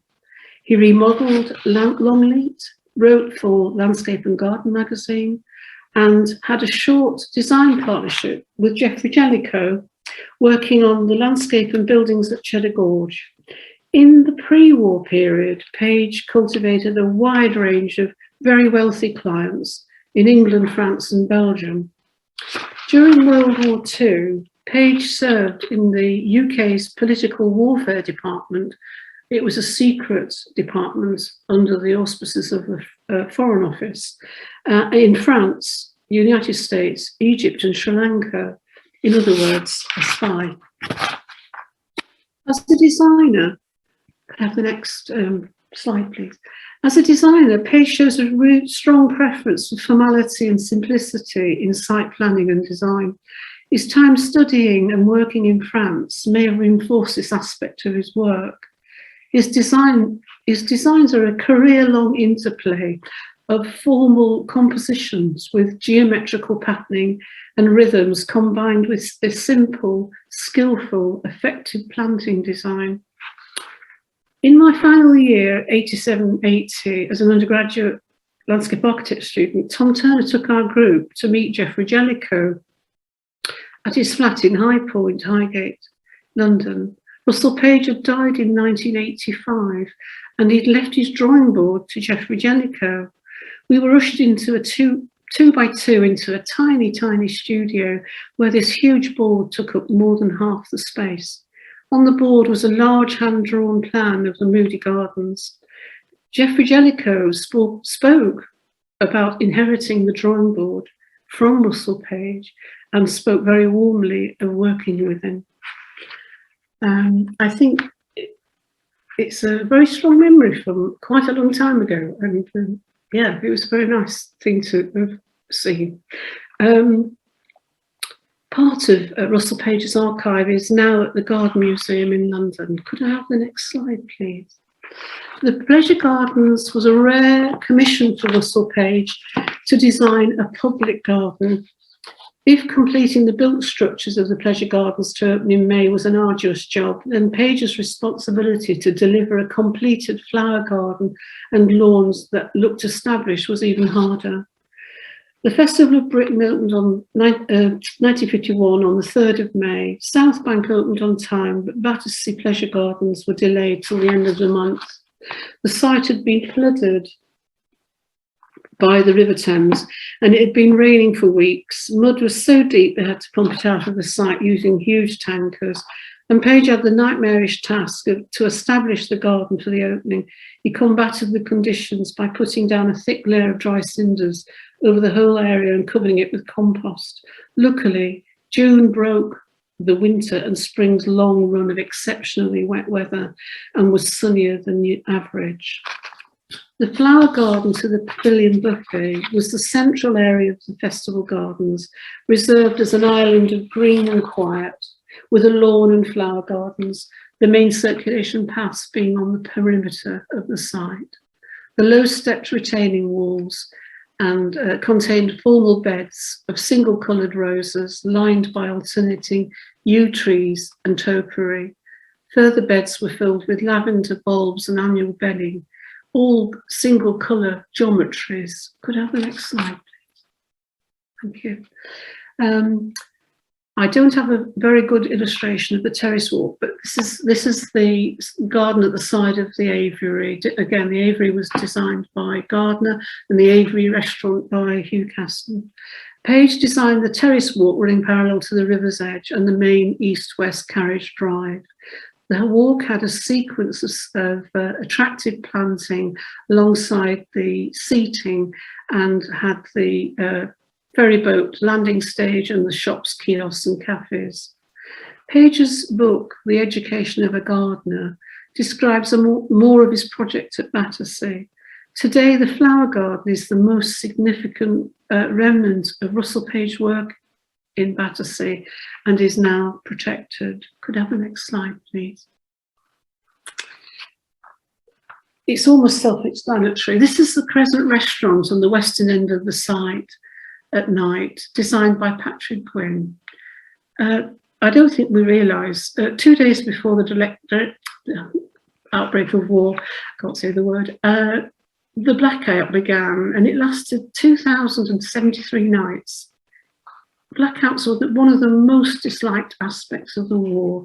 And if you got caught by an area precaution warden, you could be heavily fined. And I think this is some of the aspects, because it's so ephemeral and lighting is obviously needing all the buildings there and the gardens. The official guide takes huge pleasure in describing the designs and the effects of nighttime lighting, firework displays and the advanced technology of the new mercury and sodium tubes. And visitors were delighted in the lighting displays after years of enforced nighttime darkness. Next slide, please. This is about the people, really. Having a really great time. 8,000 paying visitors came to the pleasure garden, and it matches the numbers at South Bank site. The dance pavilion, designed by James Gardner, in 51 was the largest single pole tent ever erected, and it housed music hall performance of the stars of the day, but also dancing. And there's some lovely pictures of people having a really good time. The Wall of Death was imported from America and was a massive hit. The floor just dropped away and you stuck to the wall. Not my cup of tea. Can I have the next one, please? Thank you. Fantastical inventions and lots of fun. The shell sponsored biplane, the X10. Looks like a doodle by Heath Robson. But this is an interesting one. I didn't realise it was actually on a pier until I found this particular postcard. A scaffold pier had been built in a prominent location for a sponsor and they pulled out. So James Gardner was left to fill the void and he designed the showboat. He's a very inventive person, I think. Belching smoke and the paddle wheel turning. It had shows and parties and it was a very popular destination. Could I have the next one, please? Another whimsical thing that you could join in with, designed by Roland Emmett, cartoonist for Punch and an inventor. It recovered its entire cost within the first 3 weeks of opening, and between May and November, it carried 2 million visitors who were charged 6p a ride. And I'll have the next card, please. Thank you very much. I'm going to talk here about the actual Guinness clock and a little bit about what happened really much later in the history of the park. It was designed by Lim and Him. They were brothers in a design partnership, made in clockmakers in Hatton Garden.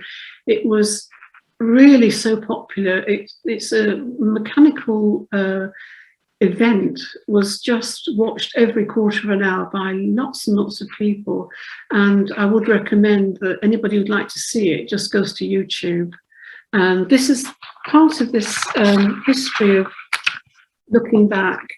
When I was this looking back triggered a lot of memories about working on the park in 88 to 91, partly with the landscape team at Wandsworth Council, led by the late and very tenacious Jackie McCabe. Without a keen understanding and commitment to Battersea as an example of some of the best mid to late 19th century public park design, and at this time really the undiscovered gems of the 1951 pleasure gardens, today the park might not be such a rich and layered and now protected landscape. Jackie was also instrumental in Wandsworth Borough Council's commission for a public exhibition on the history of the park. It was innovative, interactive and digital, working knowledge transfer with the prime contractors, and we won the first Landscape Institute Communications Award in '93, and the details are published in the journal. Next slide, please. Back to the past. We've got here a sequence of sculpture in the open air exhibitions held at Battersea. This wasn't part of the pleasure gardens, and the impact was quite substantial. At the start of the ambitious programme, much of London was a ruin of war. But even so, due to the change in central government legislation, the London County Council was able to levy 6p in the pound from the General Rate Fund for cultural activities. This influential and egalitarian project was a partnership between the London County Council and the Arts Council to support British artists and cultured leisure activities that was accessible to all. From the 48 exhibition, Henry Moore's 3 standing figures is now permanently sited in Battersea Park, a reminder that these innovative open-air sculpture exhibitions were the precursors to sculpture parks and the integration of contemporary sculpture and landscape in the planning and design of the post-war new towns. Next slide, please. This is a flavour of the hugely popular fun fair. And one of the things that became interesting when I was looking at it was that almost every successful seaside fun fair family in the UK were involved in building this fair. And to experience something similar, I'd really recommend going down to Dreamland in Margate to get the flavours, although much smaller scale. Next one, please. We're at the end of the talk. The pleasure gardens operated for another 2 years, and in 53, to recoup some of the costs, the Festival Garden Company was given permission to lease the site to another private company to operate and manage, and this went from 1954 to 1974. There was a slow decline as the structures were gradually demolished and rides closed down. The site closed in 1974, and by 1976 it was cleared. In 1977, the fun fair site was resurfaced, ready for the exhibition British Genius to celebrate the Silver Jubilee of the Queen's accession to the throne, and that was the 25th celebration. So I'm going to just look at the plan, the colour aerial photograph, and the white elements in the middle are really I'll just read this out, so it'll be easier. In 1986, the park's ownership and management was transferred from the Greater London Council to Wandsworth Council. This is when Jackie McCabe, their principal landscape architect, and the 3-strong landscape architects team would start to unpick the park's lost history. And this is the result of more than one, I don't know how many now, restoration projects. The Grand Vista, the dance pavilion site of James Gardens in the circulation plan, and this large area in the middle with the narrow paths is all Russell Page's flower garden and lawn. And at the top end of that is the Peace Pagoda. And I'm going to go back to the beginning in a way. In 1858, the year after the park's official opening, John Gibson recorded comments after 12 years of work. As regards landscape effects, the park can scarcely be said to possess any beyond those which are usually associated with a flat surface. Battersea Park's landscape of 174 years, now protected, still maturing, evolving, multi-layered, that reveals its long and varied history, would now hopefully elicit a more fulsome response. Thank you very much. Thank you very much, Helen. That was fascinating again. I was particularly struck when you said pre-World War II, they had 97 park employees, which we'll never see again. Also, that we were used to blackouts during the war, and therefore a great feature of the festival was illuminated fountains. As you know, just an element of surprise and joy in their own right.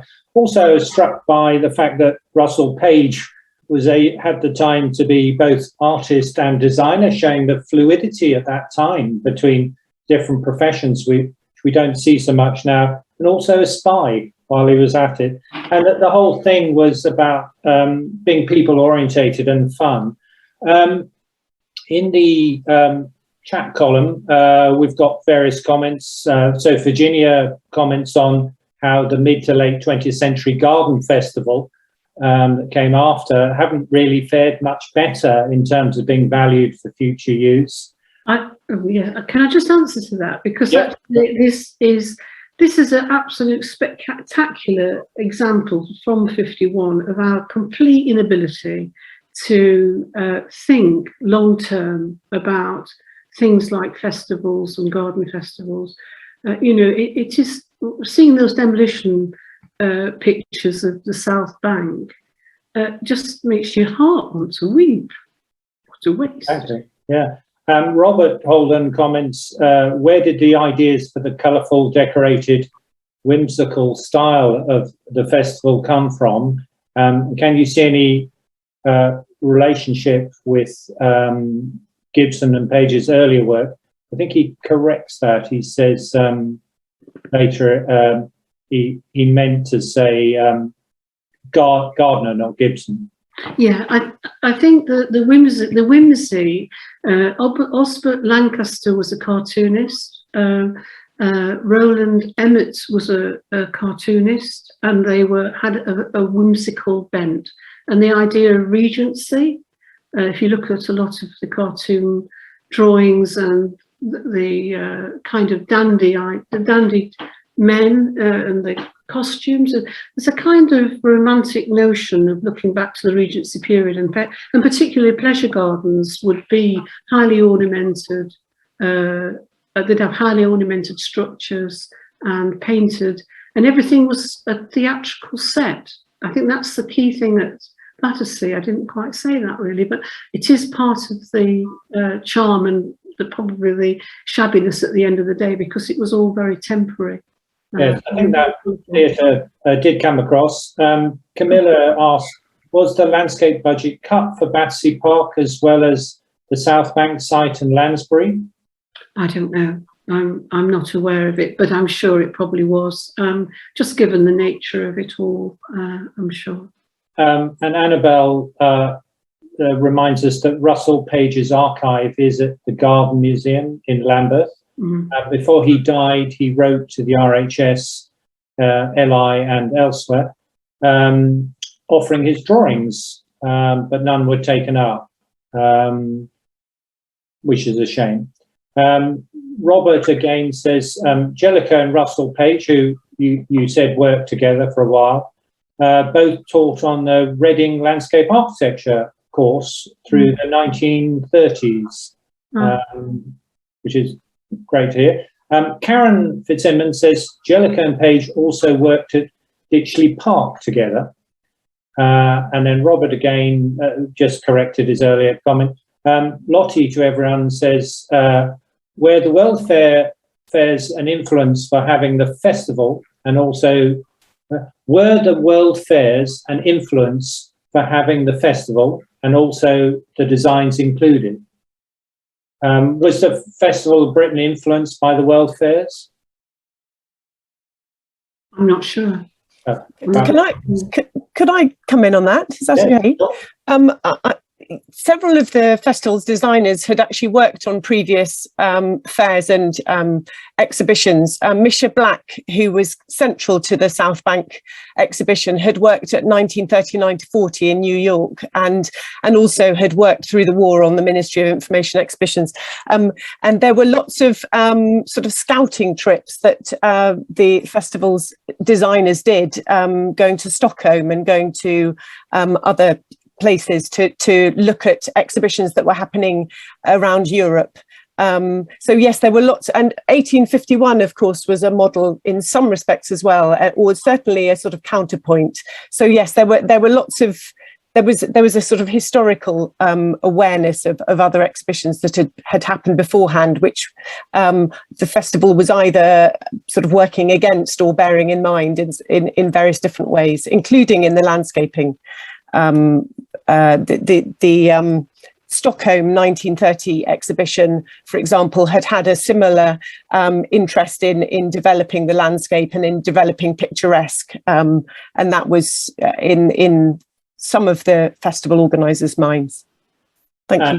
Okay, thank you very much. And Karen asks, she's talking about the lack of photographic professional colour material. Yeah, and has anyone had any luck finding any?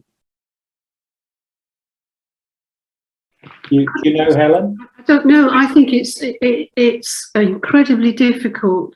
I was very jealous of Harriet's fantastic pictures of South Bank, because there's nothing like that.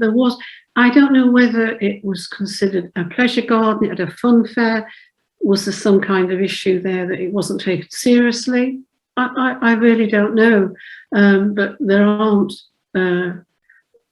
so far. Maybe that's something that really does need looking into. That there are really no very good photographs at all. The selection is quite hard to find. Annabelle reminds us that John Brooks did a student project on the Battersea Park Festival Garden with photos. And that should perhaps be at the Garden Museum archive, if for Karen's information. And Guy, just winding down, Guy Baxter talks, is saying, very interesting point, Karen, about the photography. In his experience, festivals are really well archived and are reliant on private collections, especially if there's no continuing central organisation, which there wasn't. Which explains why new caches of material are still coming to light many decades on.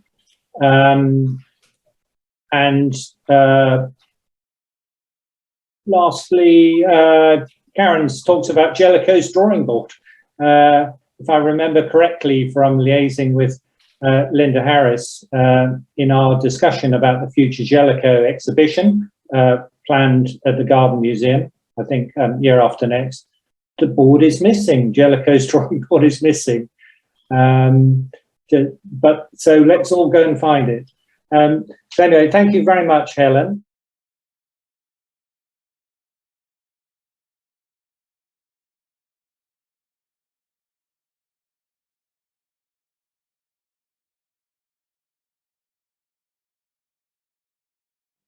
Hello and welcome. Thank you for attending, and thank you also for the introduction, and to FOLAR and Merle for hosting this event and inviting me to talk. The Live Architecture exhibition in Poplar was one of the 3 main London Festival of Britain sites. It was essentially 2 projects: a temporary exhibition demonstrating issues around architecture, town planning and building, and the permanent Lansbury Estate built from 1949 onwards. The planning for the exhibition and the Lansbury Estate merged in 1948, but both strands predated that. It was seen as a contrast to the exuberance of the South Bank exhibition, that's here, and Battersea Park, but is now almost forgotten. After a brief account of the history, we will take a virtual tour through it as it was conceived and as it has been developed. The area's urban development was slow, growing in step with the London docks. But by 1861, most of the land had been developed,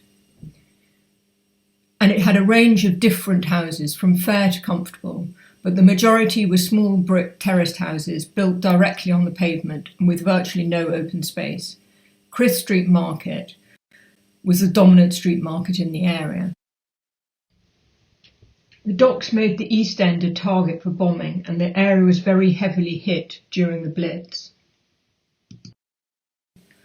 The dense population meant more damage and loss of life. 25% of buildings were totally destroyed, that's those in black, or damaged beyond repair, those in purple. But almost every building received damage of some kind, everything coloured. The circles are V1 and V2 rocket sites. Percy Johnson Marshall, who oversaw LCC's Reconstruction Areas Group, wrote that the whole area was devastating to look at, and the schools were mostly in ruins. The sites were all covered with rubble or grass or weeds. Because of this damage, the LCC selected Stepney Poplar for extensive redevelopment. Central government granted 1,312 acres as a comprehensive development area, which was divided into 11 neighbourhoods. Neighbourhood number 9 became the Lansbury Estate. Clarence A. Perry had conceived the idea of developing in units in New York in the 1920s, and it was adopted by the Ministry of Health in its Housing Manual of 1944. Johnson Marshall formed a multidisciplinary team which included architects, town planners, landscape architects and a sociologist called Margaret Willis. The exhibition of architecture, town planning and building research was originally planned for Battersea Park, but in 1948 Frederick Gibberd, architect, planner and festival advisor, offered a new concept: to take a bombed or cleared site of 4 to 6 acres as near as possible to the site of the main exhibition and develop it as a cross-section of a neighbourhood.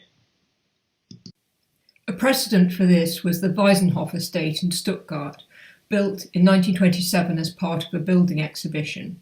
21 houses had been built by 17 different architects, including Le Corbusier and Gropius. The designers worked within certain parameters, including only using flat roofs and minimising decoration.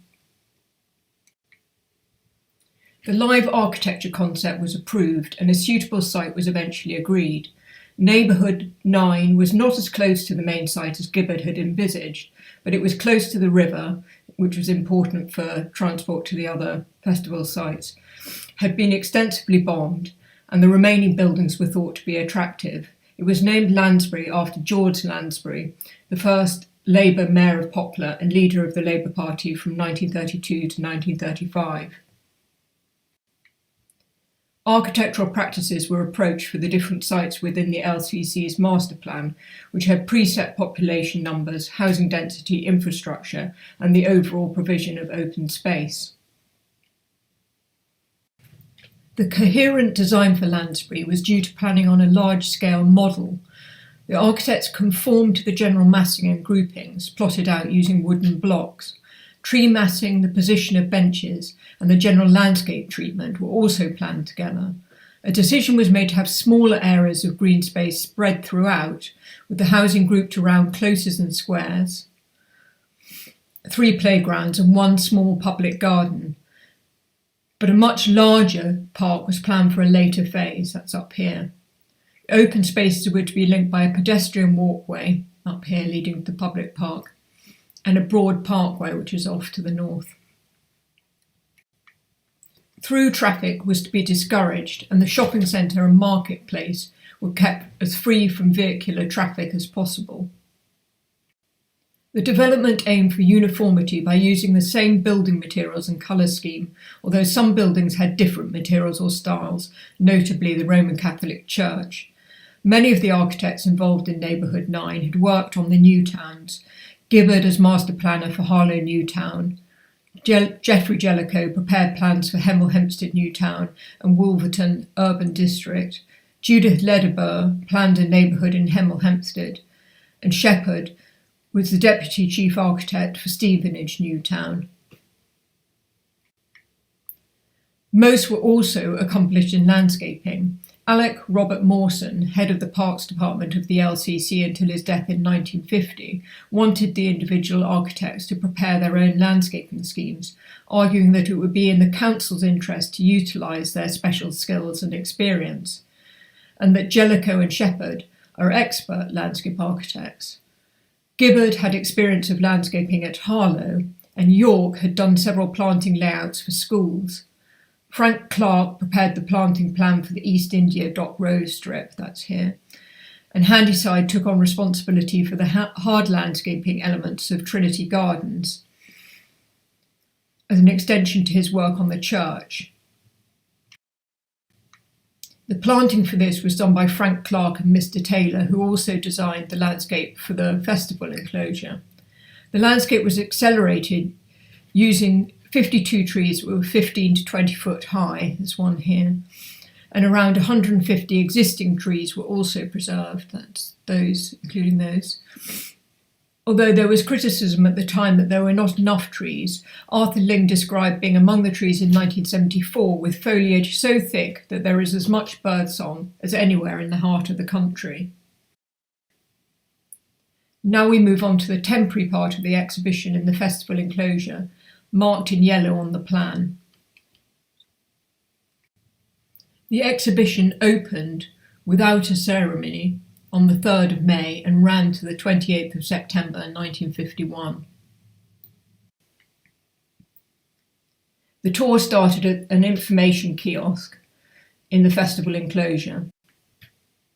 The first site was the vertical feature, designed by John Wright, a 200-foot high crane lent by McAlpine, then an unusual sight in London, decorated with pennants and discs displaying 1951 and floodlit at night.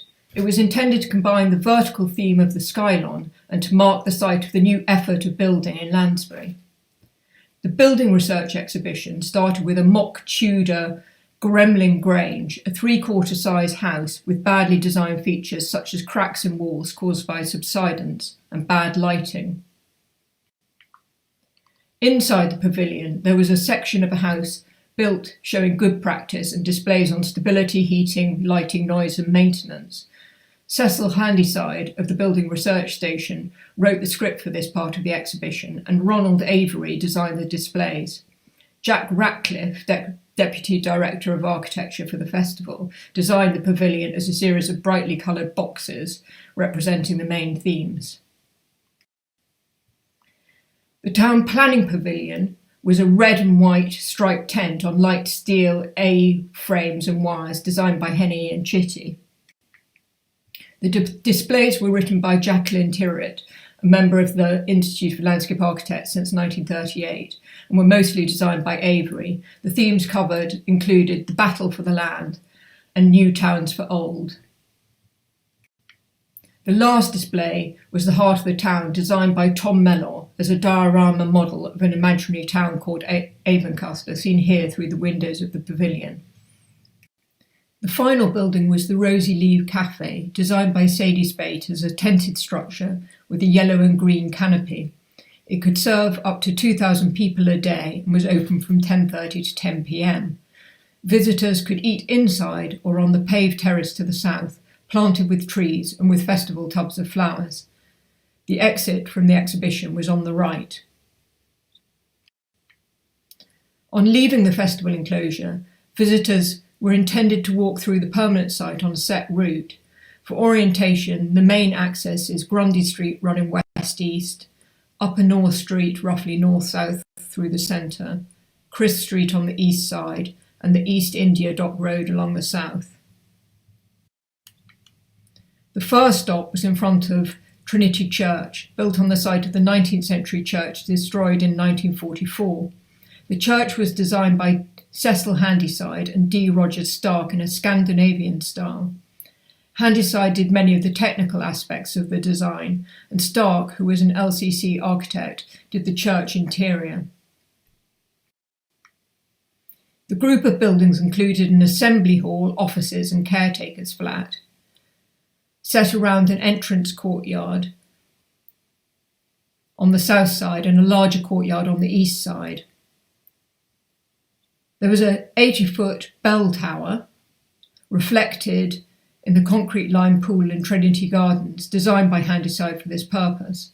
Between the pool and the church were two paved terraces. The LCC planted out the remaining part of the garden with grass, trees and festival planters on the terraces. The pool was later filled in and grassed over because it leaked. That was by 1978. As part of the LCC's patronage of the art scheme, a sculpture by Sidney Hartley, The Dockers, was installed in Trinity Gardens in 1962.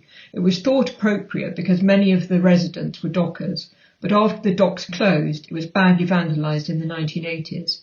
By 2015, only the lower legs remained and it was removed. East Housing Sites 2 and 4 were designed by Geoffrey Jellicoe and provided 166 dwellings in 16 building types. These included 3 terraces of 2-storey houses, maisonettes set over each other in 4-storey buildings with balconies, and 2, 3 and 4-storey flats. It had 2 closes of 3-storey houses set around a planted central area, and houses and maisonettes had gardens, and the flats had a terrace garden. There were 2 play areas, one of which had play equipment.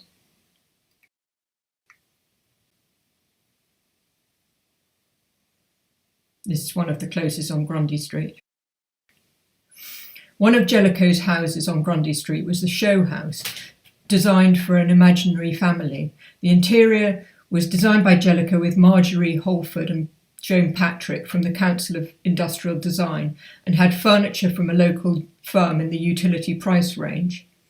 Jellicoe designed the garden for it, which included a small play area, tool storage, a vegetable patch, said to save the tenant £9 a year, and a washing line set diagonally because the garden was so small. A planning issue that later arose in this area and throughout the estate was a lack of garages. For the Jellicoe housing, there was storage for 92 prams, but only 9 garages for 166 dwellings. The planners wanted more, but the elected members argued that few council tenants were ever likely to own cars. This led to streets being full of parked cars, which wasn't the original intention. On an inspection in 1954, one of the playgrounds was locked because the large boulders were stated to be dangerous to children. On investigation, there had only been 1 accident and the boulders were kept. Here they are, looking rather sad. The next stop was Gibberd's shopping centre and marketplace on Chrisp Street, occupying an area of 3 acres. He used an arcaded approach for the shopping street, with 38 shops below and maisonettes with gardens above. It had 2 pubs, a kiosk, and the Festival Inn sign. The clock tower was completed in 1952 and designed at the request of Poplar Borough Council, who wanted a Victorian symbol of civic pride. It served to close the vista to the east and provided a contrast with the low shop buildings, and was a lookout tower, although it was later caged to stop people climbing up. Gibberd designed a garden at the foot of the tower, with squares made of 4 different paving types: brick on edge, concrete in situ, paving stones and crazy paving, in a regular pattern interspersed with raised beds. There was a fountain groups of festival planters, and seating under trees. Garden was in a poor state of repair by the mid-1970s, but survived until at least the 1990s. It was later built on and is now the Market Office and the Lansbury Micro Museum. The marketplace and shopping street were set out with a paving pattern on an 18-foot grid, and the temporary stalls were set out on these grid lines. This was later criticised by residents for being too narrow, with not enough room to push prams through. You can see this on a busy market day. There were permanent stalls in a covered market and a row of double lock-up garages. It was the first post-war pedestrian precinct to be built in the form of a shopping street opening out onto a marketplace, becoming a prototype for post-war pedestrian shopping centres. The planned market extension scheme in the 60s and 70s, designed by the council's architect, included a 20-storey building, Fitzgerald House, which is completely out of scale with Gibberd's design. In the 1970s, it was the one block in Lansbury that suffered from vandalism. This phase did feature a rather wonderful playground, though, but this was later removed. The market was run down by the late 1970s and was re-landscaped by Kelly Williams in the early 80s. Gibberd's garages were demolished in 88 and the covered market demolished in the 90s. A glass roof was built over the western area shortly afterwards. The market was doing well again in the 1990s, but by 2015 proposals were made to replace some of the flanking buildings. It is once again due to be redeveloped. The next stop was the Ricardo Street Primary and Nursery Schools, soon after named Susan Lawrence Primary and Elizabeth Lansbury Nursery Schools, and now Lansbury Lawrence Schools, built on a 3-acre site of the 19th century school, which was destroyed in 1944. The buildings were mostly designed by F.R.S. York of York, Rosenberg and Mardell.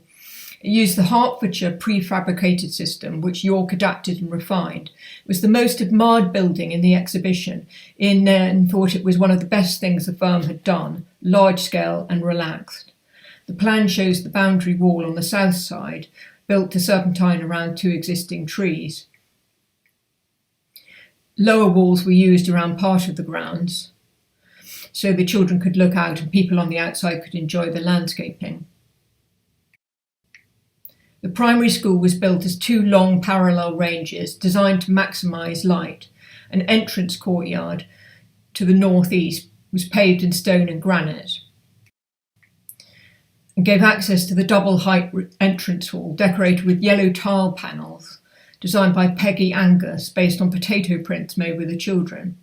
There were separate paved areas on the north side for infants and the south side for juniors, with quiet gardens and outdoor teaching areas on the south side. In between were large areas of grass, sandpits and tarmac for wet weather. The landscape had not been completed by May 1951, and the trees, which included 2 maples planted by the King and Queen, were criticised for being puny. Stabilised grass was used on the school sites, which Frank Clark had said was used in airfield construction during the war. It was improved by Messrs. Sutton. The nursery school was a single-storey L-shaped building around a courtyard with paved play areas, sandpits, gardens and trees. It shared the mechanical services with the main school, and the chimney for this was in the playground. There was also a caravan in it for playing in. The model of the playground in Jellicoe's housing also showed a bus in the playground. Outside the school, but close to the entrance, was another piece of LCC commissioned sculpture, Raymond Arnott's Bird Bath, installed in 1962. On the right is an image said to be the interior of Lansbury School in Cordelia Street, which would be this one. The Courtauld gives that as the attribution, but I'm not sure it is this site. But I would be grateful for information about the landscaping if anyone knows more, and particularly if it is the secondary school. Lansbury Lodge was an old people's home designed by Judith Ledeboer of Booth and Ledeboer. It was an L-shaped building with tall chimneys, reminiscent of an almshouse. She landscaped the garden to give attractive views from a loggia and placed sheltered seats among trees and shrubs. It was damaged by fire in 1988 and demolished in the 1990s. Its site has since been redeveloped as housing and the Lansbury Lodge Community Centre. Adrian Gilbert Scott designed the Roman Catholic Church on an ancient Greek cross plan and in what historic England describes as jazz modern Byzantine style. It had been commissioned in 1948 and the Festival Architecture Committee had no control over it. It stands out as being different in scale, style and materials.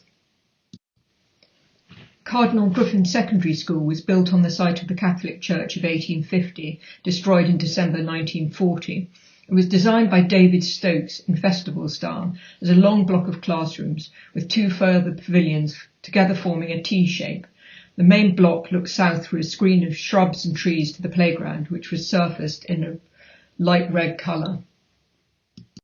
A finger plan layout was used to the north, popular for schools built pre-war and immediately post-war, with landscaping between the projections.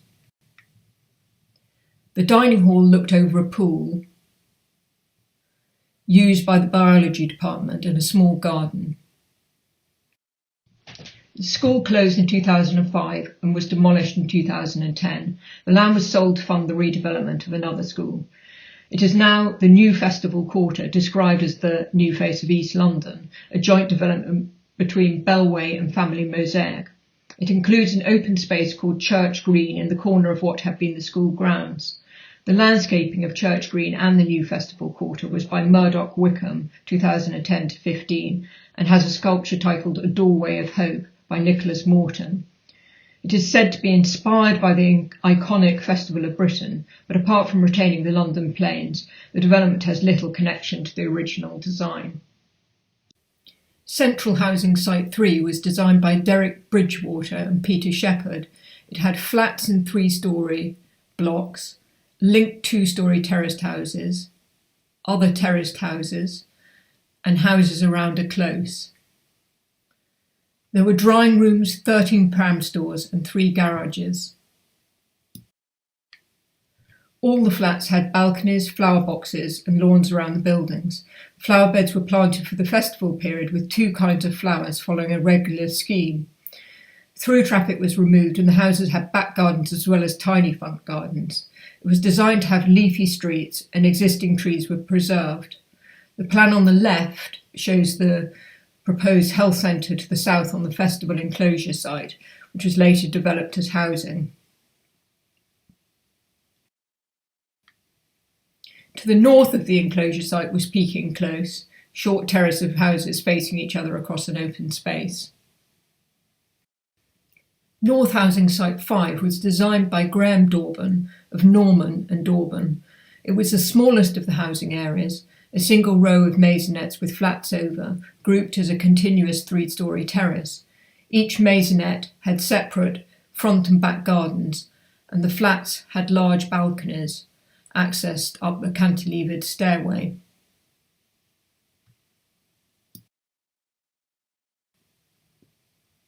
A small planting margin was left on the south wall of the block for a climbing plant. The development faced an original Victorian terrace and had a new pub called the Chimes at the northern end, which is now a shop. West Housing Site 1 was designed by Sidney Howard, LCC architect. It consisted of 3- and 6-storey blocks of flats, carefully orientated so that most of them had a south or west facing balcony. There were pedestrian walks between the different blocks, one with a pergola, and lawns with beds planted with roses and shrubs. In the centre of the site there was a children's playground and gardens with sandpits. Many of the existing trees had been preserved and new ones were planted. Low buildings were provided for cycle and pram storage, and these acted as a screen between the forecourt to the blocks and the East India Road. This is it now. There were some early teething problems. In 1954, the grass was in poor condition in some areas. Some shrubs were not growing well. Not all areas intended to be planted by the tenants had been, and the round concrete flower tubs looked as though they had been used for games of hopscotch.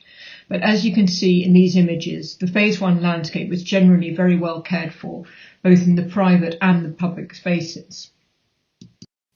The live exhibition area was only around 25% of the unit, and the remaining land was developed in phases, due to be completed in 1970, but not actually until 1983. Since 1983, it has been further developed, and in the process, original features have been lost. Gibberd described the estate in 75 as buried in a vast wilderness of tower blocks and slabs of every conceivable shape and size. Even the Lansbury Conservation Report in 2007 admits that subsequent developments have added to the hodgepodge appearance. For the temporary exhibition, the footfall was much lower than expected, less than 90,000 in total, compared with 8 million at the South Bank. It was difficult to get to, advertising was limited, it was not as fun as Battersea, and too technical for mass appreciation, not least because the organisers had been unwilling to be popular for the sake of attracting more visitors. But it was visited by specialist groups from this country and abroad, and widely reported in the architectural planning and building press, giving technical information to a generation of professionals. And the general press coverage imparted ideas on design to non-professionals. In the permanent development, several of the important landscape features did not materialise, such as the pedestrian walkway linking the open spaces. This is the parkway. Or were delayed, such as Lansbury Park, now known as Bartlett Park, due to be laid out in the early 50s but not finally completed until the 1980s. And now being re-landscaped again. Attempts to keep existing neighbours together were thwarted by the LCC's point allocation system to house those most in need in the first available accommodation. EastEnders were therefore, for example, housed at Roehampton. Residents missed their old ties, and this was a recurring theme in complaints, along with not liking flats or the men missing their backyards.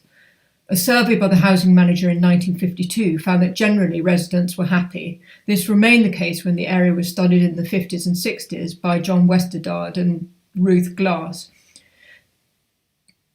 To the tenants, many of the shortcomings were of minor significance when set against the improvement they found at Lansbury. Praise was heard more often than criticism.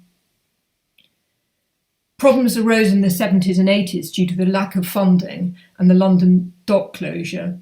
Residents interviewed by Jessica Allen in 1992 for her PhD on Lansbury included those who remained generally positive about the estate and others who were more critical. Most welcomed the new housing but missed the old community. It seems that the residents in houses that had been bombed were more accepting of the changes than those whose housing had been compulsory purchased.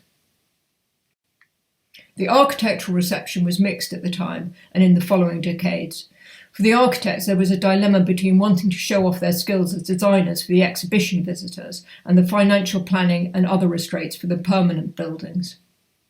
On a positive note, the huge variety of housing types at Lansbury did mean they were suitable for different age groups and configurations, single people, couples, families and extended families. This type of mixed development was also seen in Harlow, including Gibberd's The Lawn. There was much more green space. Before redevelopment, there had been 42 acres in the whole of Stepney and Poplar, and this was increased to 267 acres, so a more than six-fold increase. Gibberd later thought that although the estate had been cruelly neglected, it still had an air of quiet distinction.